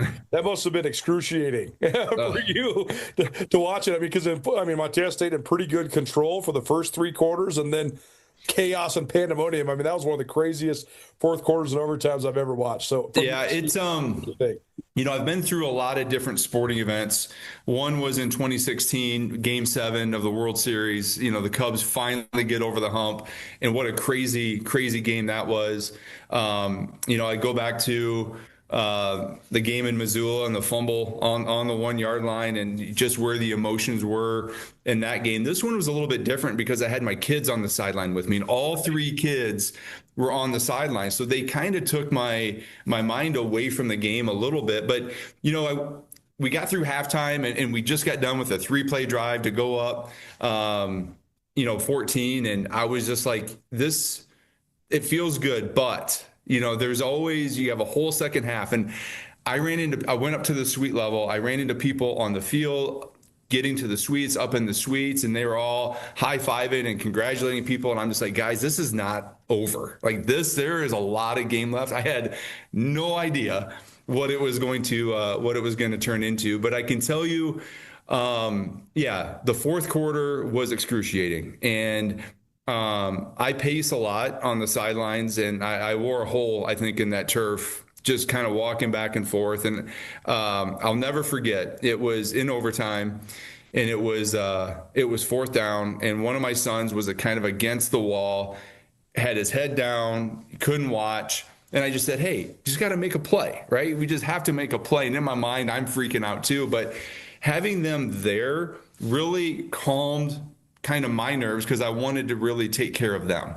And then there was a really cool picture of Griff and I after it was all done, and his eyes are about this big and just couldn't believe that, we had made the play and then made the extra point, and then obviously the celebration afterwards. But, it was just one of those feelings where it just felt like it was our time. And, Brent had built this thing, to where it needed to be. And if you take the storyline of last year with, being undefeated and, Tommy Malott being the quarterback and all those things, going to take down NDSU and win a title. And then when it doesn't happen, and then, obviously there's a lot of doubt with having to replace some of those key players. and to lose the first 2 games of the year, obviously people are just kind of like, what's going on? And to see how the season evolved is truly Brent Vigen to a T, right? Just not panicking, putting the guys in the right place, watching the season, watching the team grow as the season goes on into a championship level team, and really kind of getting them over the hump. To your point, I think they learned a lot in the last 4 years, but kind of the mentality of the game, the strength and conditioning of the game, getting the lines to where they need to be, getting the right people in the right position. It was kind of the culmination of everything really coming together. And the last thing I'll say is that, for me, I know it's not Montana State's first championship, but for me, being the first championship, you knew it had to be terrible. It had to be hard, right? You had to go through everything, all the emotions in order to get that first one. And that kind of proved its way. But I'm glad we got over the hump. Yeah, I was thinking about that exact same thing because, it's so funny how people's minds evolve as dominance continues. Like, you look at NDSU and you think, well, they won every one of their national championships by 4 touchdowns, right? No, they didn't. Like the first one against Sam Houston was all the way down the wire, and I think they won like 17-13 or something. Yeah. And a couple, to get the 4-peat, they beat Illinois State by I think one or 2, right? So it wasn't. You remember it years later, like, oh man, they won 10 national titles, but it's not always as dominant as maybe it seems like once you manifest it in your mind. And at the end of the day, it's just you got to win the game, right? No matter how you do it, you got to win the game. That's exactly right. Well, yeah. When you first were going through the process to hire Brent Vigen, that was a huge hire because Montana State had so much momentum at that time in football. He's done nothing but continue that momentum.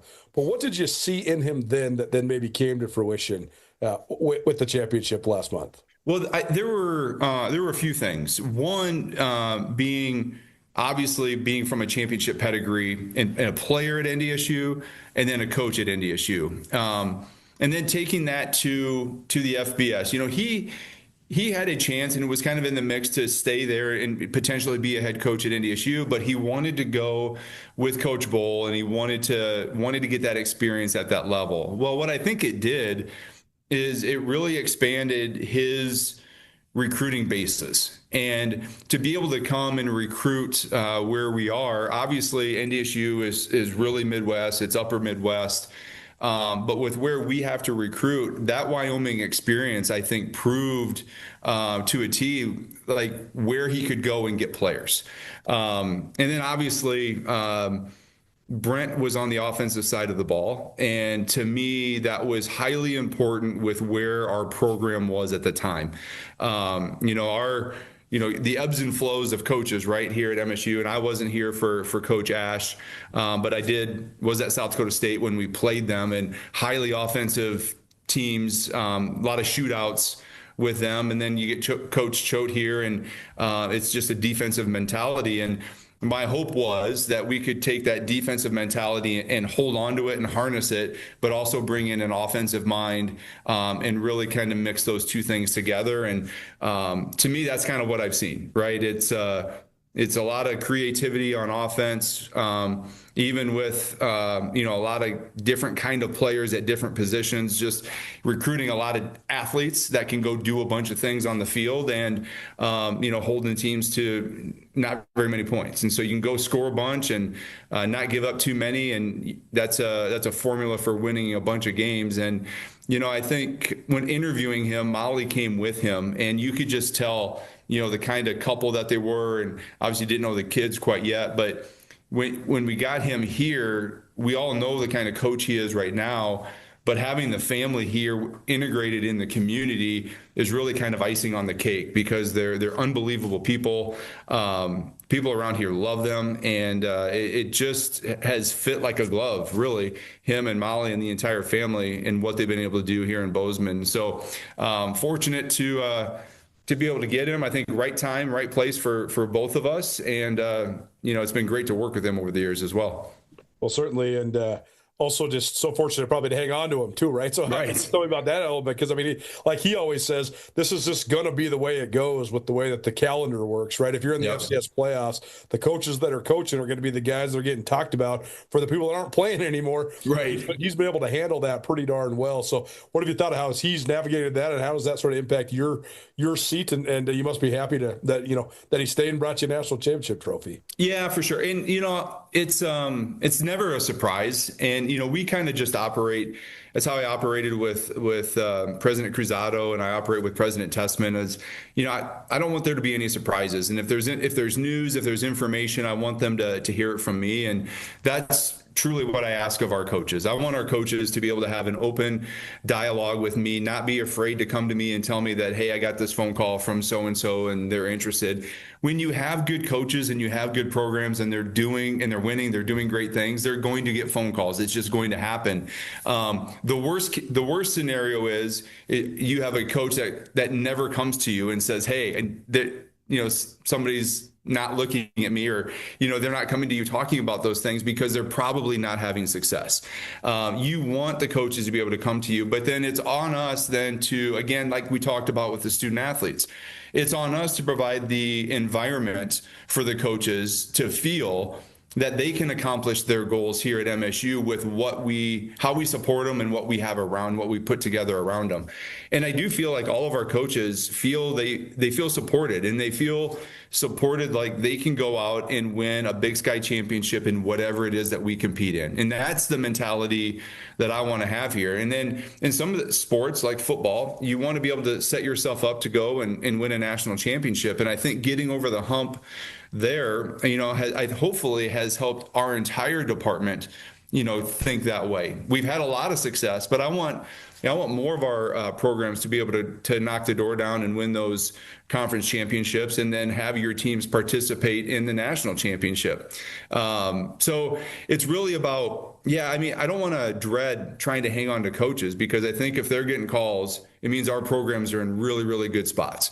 But then it's really on us to put the things around them that they feel like, you know what, it's better here than going somewhere else for a few more $1,000, and but I can do more at MSU, and I can win more, and I can have a lot more fun at MSU because of what's going on. Yeah, definitely. It's great perspective. Leon Costello, Montana State Athletic Director, joining us. Any updates on how this revenue share is going, or has that been a challenge so far, or has that been pretty smooth? I know it's only been a little while, but how's that working just in terms of the athletic department right now? Well, I would say it's a challenge based on the numbers you hear other places, right? Sure, right. I don't think it's been a challenge here implementing rev share. Our university has been so supportive of the things that we are doing. I think our coaches have gravitated towards it. It has become part of just our normal conversations, everyday kind of operating procedures. Yeah. That part of it's been pretty smooth and pretty simple.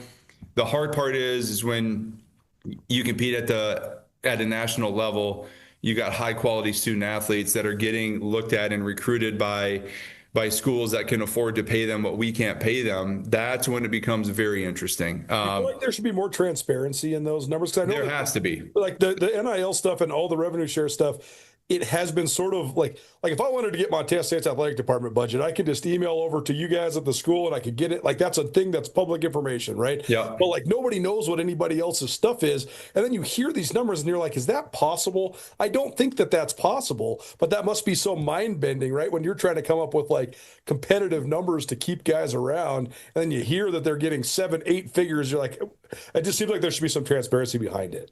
Yeah. Of course. And especially if, it's part of NCAA legislation, right? You can spend up to $20.5 million, and where that money goes should be part of all of the other reporting that we have to do per the NCAA, like our EADA reports and all of our financial reporting we have to do. It's under all the same umbrella. So to your point, yeah, I think all that is helpful. And then you hear the conversations about above the cap. Well, how do you know what you have above the cap? Because that's supposed to be coming in from these external places. You're not really supposed to have any idea what that could be. Sure.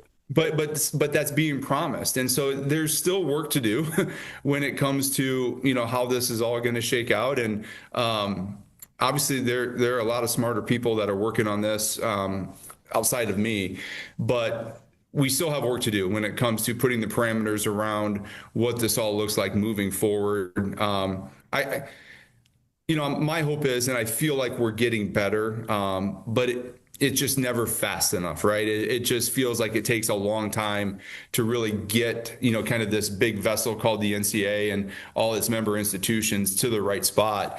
There's just so many things that go into it. It just takes a long time to get to where you want to go.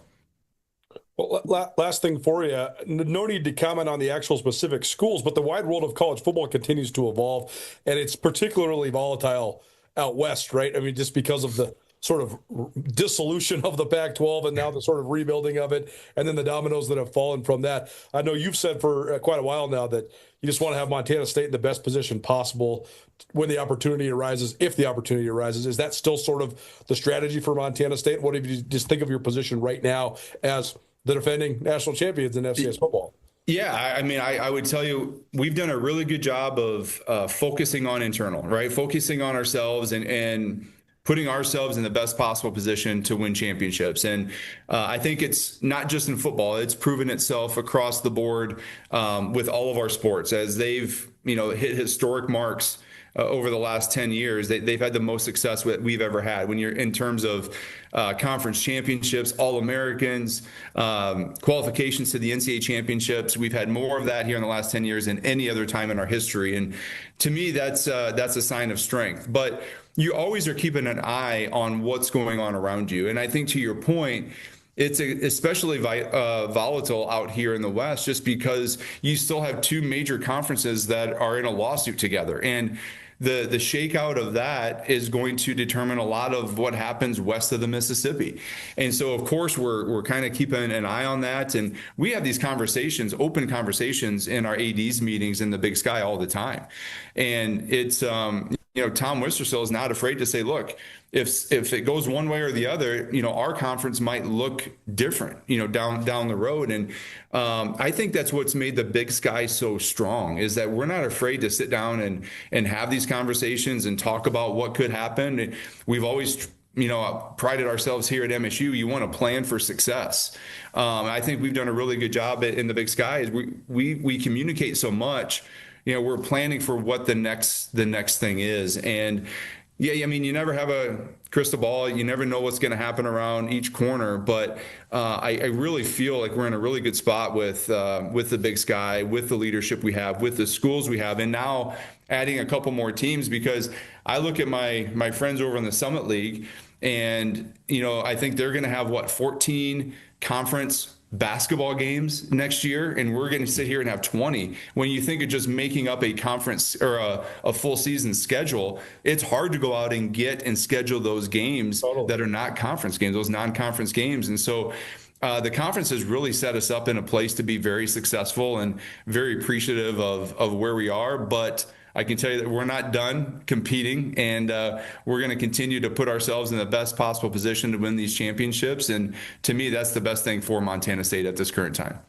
Well, last thing, there's the concept of the arrival fallacy, right? Like we grind all the way till we get to the mountaintop, and then you get there and you're like, wow, this wasn't as cool as I thought. I'm sure winning a national championship is as cool as you thought it was going to be, but how do you sort of now build from this, right? Because it's been such this, I mean, not just decade long, but like generations of Bobcats working towards this mountaintop, and now here you are, at least from the football landscape, to get there. So how do you sort of then build off of that?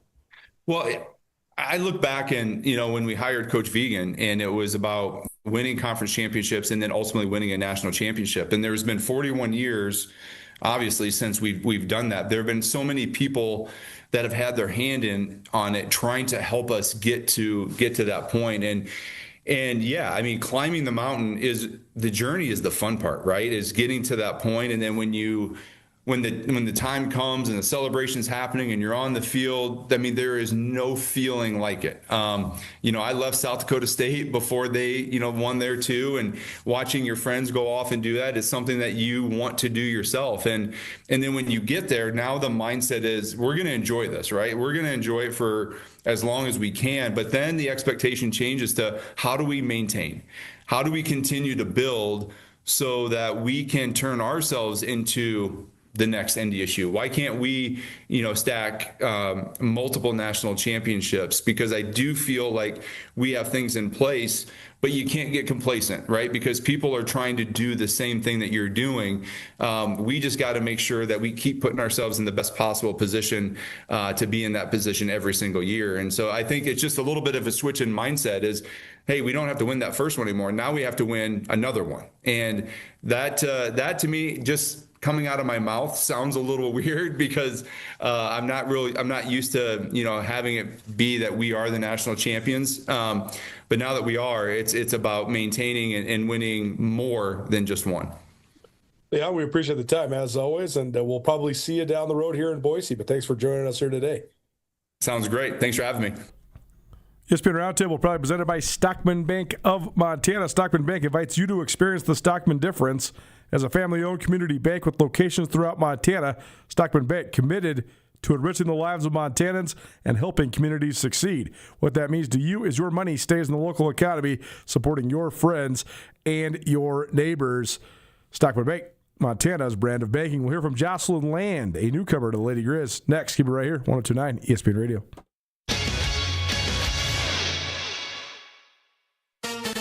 From the opening face-off to the final horn, Griz hockey was backed by the best fans in college hockey. That's Griz Nation at the Glacier Ice Rink. All season long, you brought the noise, brought the pride, and turned every game into a battle. Big hits, last-second goals, heart-pounding moments. University of Montana hockey doesn't do it without you, and we mean that. So keep packing the rink, keep raising the volume, and keep backing the Griz for years to come. Thank you, Missoula, for your continued support of Montana Grizzly hockey.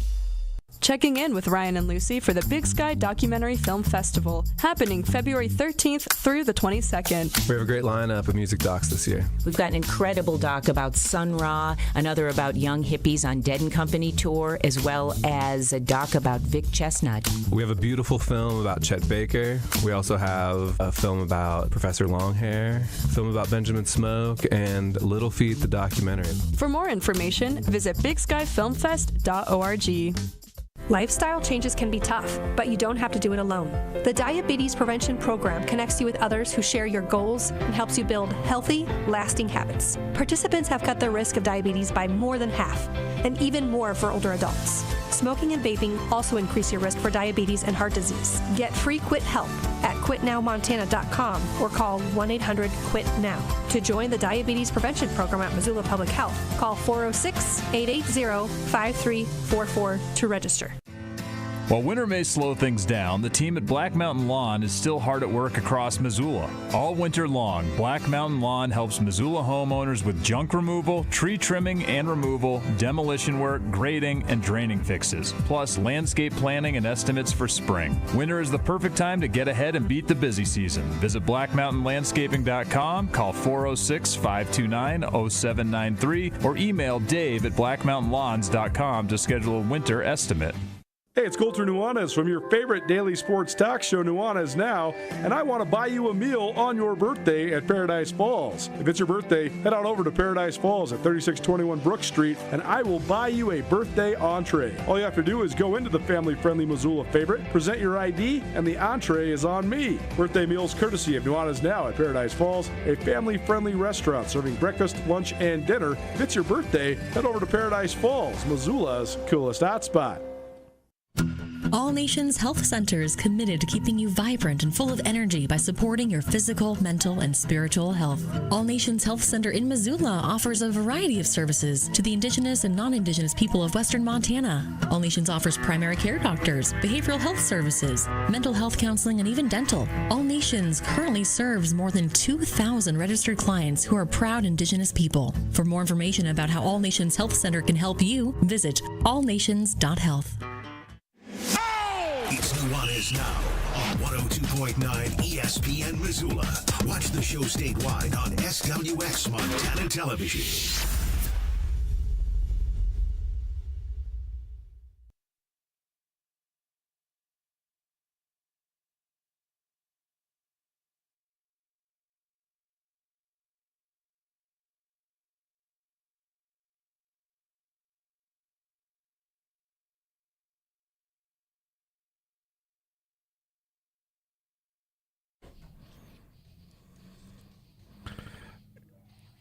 want to see them so bad. I know it would blow my face off, but just gotta. Cowboys from hell. Pantera. Welcome back to Nuanez Now, ESPN Radio. My wife thinks I'm crazy whenever I play that sort of music on the show. She's like, why are you playing angry music? What's going on? I'm like, no, I'm fine. I promise. I just like that kind of music sometimes. I don't know. Color me weird. Grew up in the 90s. That's how it goes. Lady Griz have been up and down this year. In fact, they were down all the way, and then they were up for a couple weeks, and then they've been down all the way. It was a 5-game losing streak, a 4-game winning streak, a 5-game losing streak. Now they have 5 games left to play in conference play. We caught up with one of their new incoming players earlier today. Checking in with Lady Griz basketball now as we come down the stretch run, and the Lady Griz have another homestand this weekend. Idaho State in town on Thursday, and then Weber State in town on Saturday. Stay tuned here in just about a couple minutes. We'll be to give you a chance to win tickets to each of these Lady Griz games. We're joined now by a sophomore from the Lady Griz basketball team, Jocelyn Land, our guest. Jocelyn, thanks for being here. How you doing? I'm good. Thanks for having me. First of all, just tell us about just this season so far. I know you guys have had some bright spots and some tough spots as well, but you're a super young team. So how's it gone for you, and what do you just think of the spot you guys are in right now as you enter the last couple weekends of the regular season? Yeah, overall, I think I'm just really proud of my team and my teammates and how we've stuck it out through this season. I mean, obviously everyone knows we've had some rough patches, but we all show up every single day excited to get better, excited for the next game, and we never look in the past too much, and we all work so hard for each other, and I think that says a lot about the kids that we are and how hard we want to work. So. Well, certainly one of the bright spots came the last time you guys played Idaho State, and you guys shot the ball so well that day, but also defended so well that day as well. So what do you remember about that win? Probably one of your guys' best wins of conference play so far. Yeah, I remember the excitement that we all had for each other. I mean, whether you were hitting shots or you weren't, you were just so excited for your teammates, and we were winning as a team. It wasn't a one-person effort, and I think that energy is something that we really strive off of, and especially when things are going well, we're really good at having that energy. So I think to remember to always bring energy like that, whether it's going hard or good, that we will usually get the outcome we want if we play like that. Is that, I mean, when it is sort of an all-for-one effort, is that the thing that makes you guys the best, do you think? You know, when you're moving the ball and you have a bunch of scorers contributing? Yeah, I think that makes us the best because we're all feeling good about ourselves. If we're all hitting shots and we're all passing and assisting for each other, we all feel really good out there. And especially for our team, I think that when we're really doing good offensively, that helps our defense extra, which usually it's supposed to be vice versa. But for us, at least, that's what really benefits us. Jocelyn Land joining us here on Nuanez Now, 102.9 ESPN Radio. Lady Griz back home this weekend. If you'd like to get entered in to win some tickets, 406-888-1029. That's 888-1029. Shoot us a text. We have about a dozen tickets to the game on Thursday, so if you'd like to go check out the Lady Griz, keep those texts coming in, 406-888-1029. Tell us about your path to Missoula. I know you spent last year at Butler, so what was sort of the thing that drew you to the University of Montana? Yeah, I mean, obviously, as you said, I started last year at Butler, and I just don't think it was the right fit for me for many reasons. And when I put my name in the transfer portal and Nate had reached out, I just really liked who he was, especially as a person. It really felt like he cared about me more as a person than a basketball player, which I really think I benefit from. And he really believed in me. He believed in all my talents and all my potential that I had. And then when I took my visit out here, I could just tell how all these girls interact with each other. I mean, we're all best friends. I love every single person on this team, and I could really feel that on my visit. And I think Missoula is also just such a pretty place, the mountains, all the stuff to do in the summertime. I think I just knew that this was the place I wanted to spend my last 3 years of college. Well, you can tell the connection you guys have because it seems like you guys are always, having fun with each other and cheerful around each other and stuff like that. So, did that come pretty easily? And where does that come from? How are you guys able to connect so quickly? Because it is a team with a lot of new faces. Yeah, I mean, I'm not necessarily sure I know where it comes from. I think it's just the kids that Nate and all the coaches have brought in here, that they're all just such good kids, and I think that we all just have so much love for each other, and we pour into each other every day, whether that's on the basketball court or that's off the basketball court. I just think that these girls, we just all connected with each other so quick. And I remember even my first night when I moved into my house, I knew that I just was going to really get close with these girls. And I think that's just such a good feeling to have when you come to a new team. What's been maybe the biggest adjustment for you moving to Montana? Yeah, I think it is farther away from home. My parents haven't been able to come. There's many home games while they travel a lot, and I'm so appreciative of it. They were able to come to more home games last year. So that's been an adjustment just because I love looking in the stands and seeing my parents there. But they have been able to make it out to Missoula a couple times, though? My mom just came. Nice. We played Portland and Sac State. She came, so she's coming this weekend too, which is awesome. Well, that's great. At least you get a little bit of time with mom. Certainly a good thing. Well, when it comes to this upcoming week, then what do you think of just the stretch you guys have in front of you, and what sort of goals do you have as a team to just sort of finish this thing strong, headed into the conference tournament? Yeah, I mean, I think we're feeling pretty good. I mean, obviously last time we played these two teams, we went 2-0. So I think we feeling pretty confident, and just knowing that if we play the way we played these teams last, that we'll be in a good spot, and we're at home. We have our home crowd, our home baskets. Like, I think that we're feeling good. And getting Northern Colorado again, too. We haven't played them since first 2 games of conference, and we're a completely different team from the first week in January. So I think we're excited to play them again, too, for our last home game. So. Oh, when you mentioned just being a different team, where have you seen the team grow the most over the conference season? Yeah, I mean, I think that we've just learned that we can adapt to anything. I mean, we had quite a bit of games where our starting point guard, Mac, was out, and that put a lot of pressure on everyone else to step up. And I think it just showed that we're all capable of it. And if somebody's not going our way or is going our way, that we are really good at adapting to change. And I think that just shows when we were going on our winning streak. So, well, somebody that plays off the ball a lot, has that been an adjustment for you? Because you mentioned, I mean, Koning was there. She's so high usage. And then when she was out, you guys kind of had to adjust. And then when she came back, it was kind of another adjustment to her having the ball in her hands so much. How has it impacted you? How have you noticed just your style change when she's there or when she's not? Yeah, I mean, I think it definitely changed. I mean, she always finds me on my shots, whether that's pick and pop, when I'm cutting or I'm in the post. She's so good at just seeing angles and making that pass so crisp and perfect. So I think that really put me in a spot where I had to more take the shots off the dribble, and I wasn't getting like wide open threes like I was getting before she was there. So I think it really forced me to stretch my game and to just put myself in positions where I may have been uncomfortable, but that goes back to Nate. I mean, he believed in me. He told me that I could do it, and he would never put me in a spot he'd think I couldn't succeed. So I think just trusting in myself and trusting in him that I can do it too was really beneficial. Well, I know he's talked about, you obviously want to win every time you hit the court, and you guys are obviously all competitive. But at the end of the day, it comes down to how well you're playing at the end of the year. So how do you sort of balance those things? Just getting better within the scope of the season, but also coming to a peak and playing your best basketball when it does roll into March and it rolls into the conference tournament in Boise. Yeah, I think that's been one thing that we've all had to really work through. I mean, especially me, I've had to remind myself that it necessarily doesn't matter how I'm playing in January or how we're as a team playing in January, but if we're playing our best basketball in March, like, that's what matters, because no one's going to remember what happened in January if you win in March. And I think he's done a good job of reminding us of that every time we've had hard games, that it doesn't matter what's happening now. It's like keeping our eyes focused on March and working towards that goal in March is what's really important. Well, last year, Lady Griz had such a great run in March all the way to the title game. So I know some of those same players are back, but some of you guys are new too. So is that something that you look to and say, hey, we actually have a proof of concept? Like there's some people on this team that have done this before? Yeah, I think it's just a good reminder for us that honestly anything can happen in March. Like, everyone talks about that, like, craziest games happen in March, and like, why not us? Like, it can be our run too. We just have to stay focused and stay true to the process and believe that we're really capable of it. Lady Griz at home this weekend, Idaho State Thursday and Weber State on Saturday. Jocelyn Land, a sophomore for Lady Griz, joining us here on ESPN Radio. Jocelyn, appreciate the time. Nice to meet you at least over the phone, and thanks so much for being here today. Thanks for having me.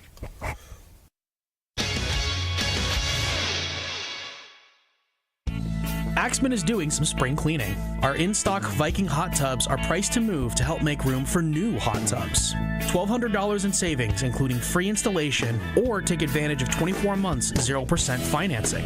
Want bigger savings? Get up to $1,500 cash off for select in-stock hot tubs. Sale ends February 28th. Evening and weekend appointments are available. Axman, 3 miles west of the Missoula Airport and online at axman.com. Are you a sports fan who loves to win? Get in on the action with Sportsbet Montana.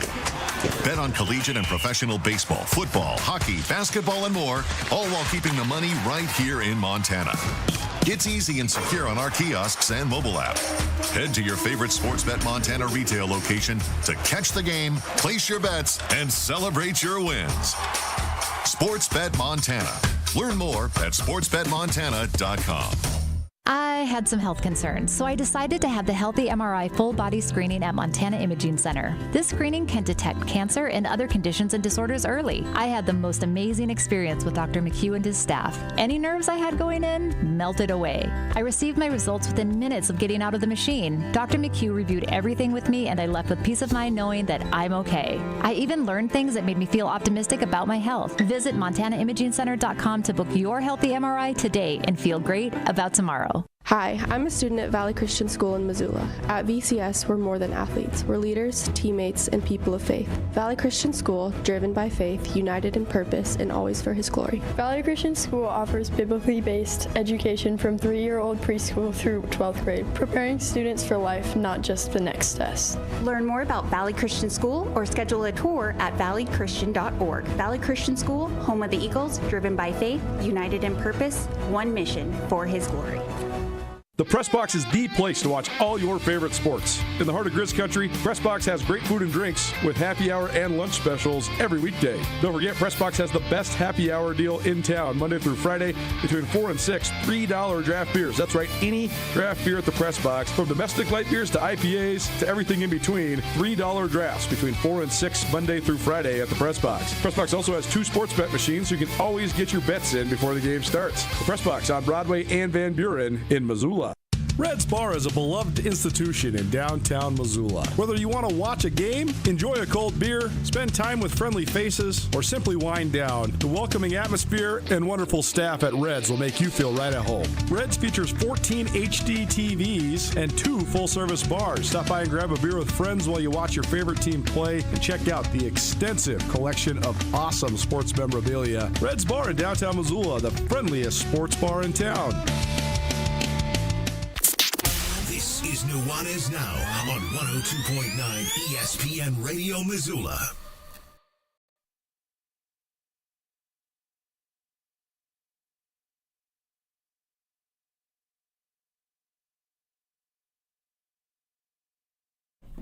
Welcome back, 102.9 ESPN Radio, SWX Montana Television, and the ESPN MT app. Colter Nuanez coming to you through the Grizzly Disposal Studio. If you missed anything in the show, you can always find it on the Nuanez Now podcast, which is available on all your various podcast hosting platforms. Please rate, review, subscribe, all that good stuff. Tomorrow, we'll keep on talking hoops. Idaho State's coming through Montana. They'll play in Missoula tomorrow night and then in Bozeman on Saturday. It's a big game in Bozeman on Saturday, certainly. Ryan Johnson's a guy that's been around the Big Sky forever. He coached in Northern Colorado for almost a decade, then Idaho State for almost a decade. He's been at Montana State for the last 3 years. I thought his perspective was really good on the league, so we'll play that interview for you tomorrow to help us preview this upcoming women's basketball weekend here in the state of Montana. We will also talk some NFL, and I also have some more musings about the crazy coaching carousel. See you at 4 p.m. This has been Nuanez Now. Appreciate you listening. It's 102.9 ESPN Radio.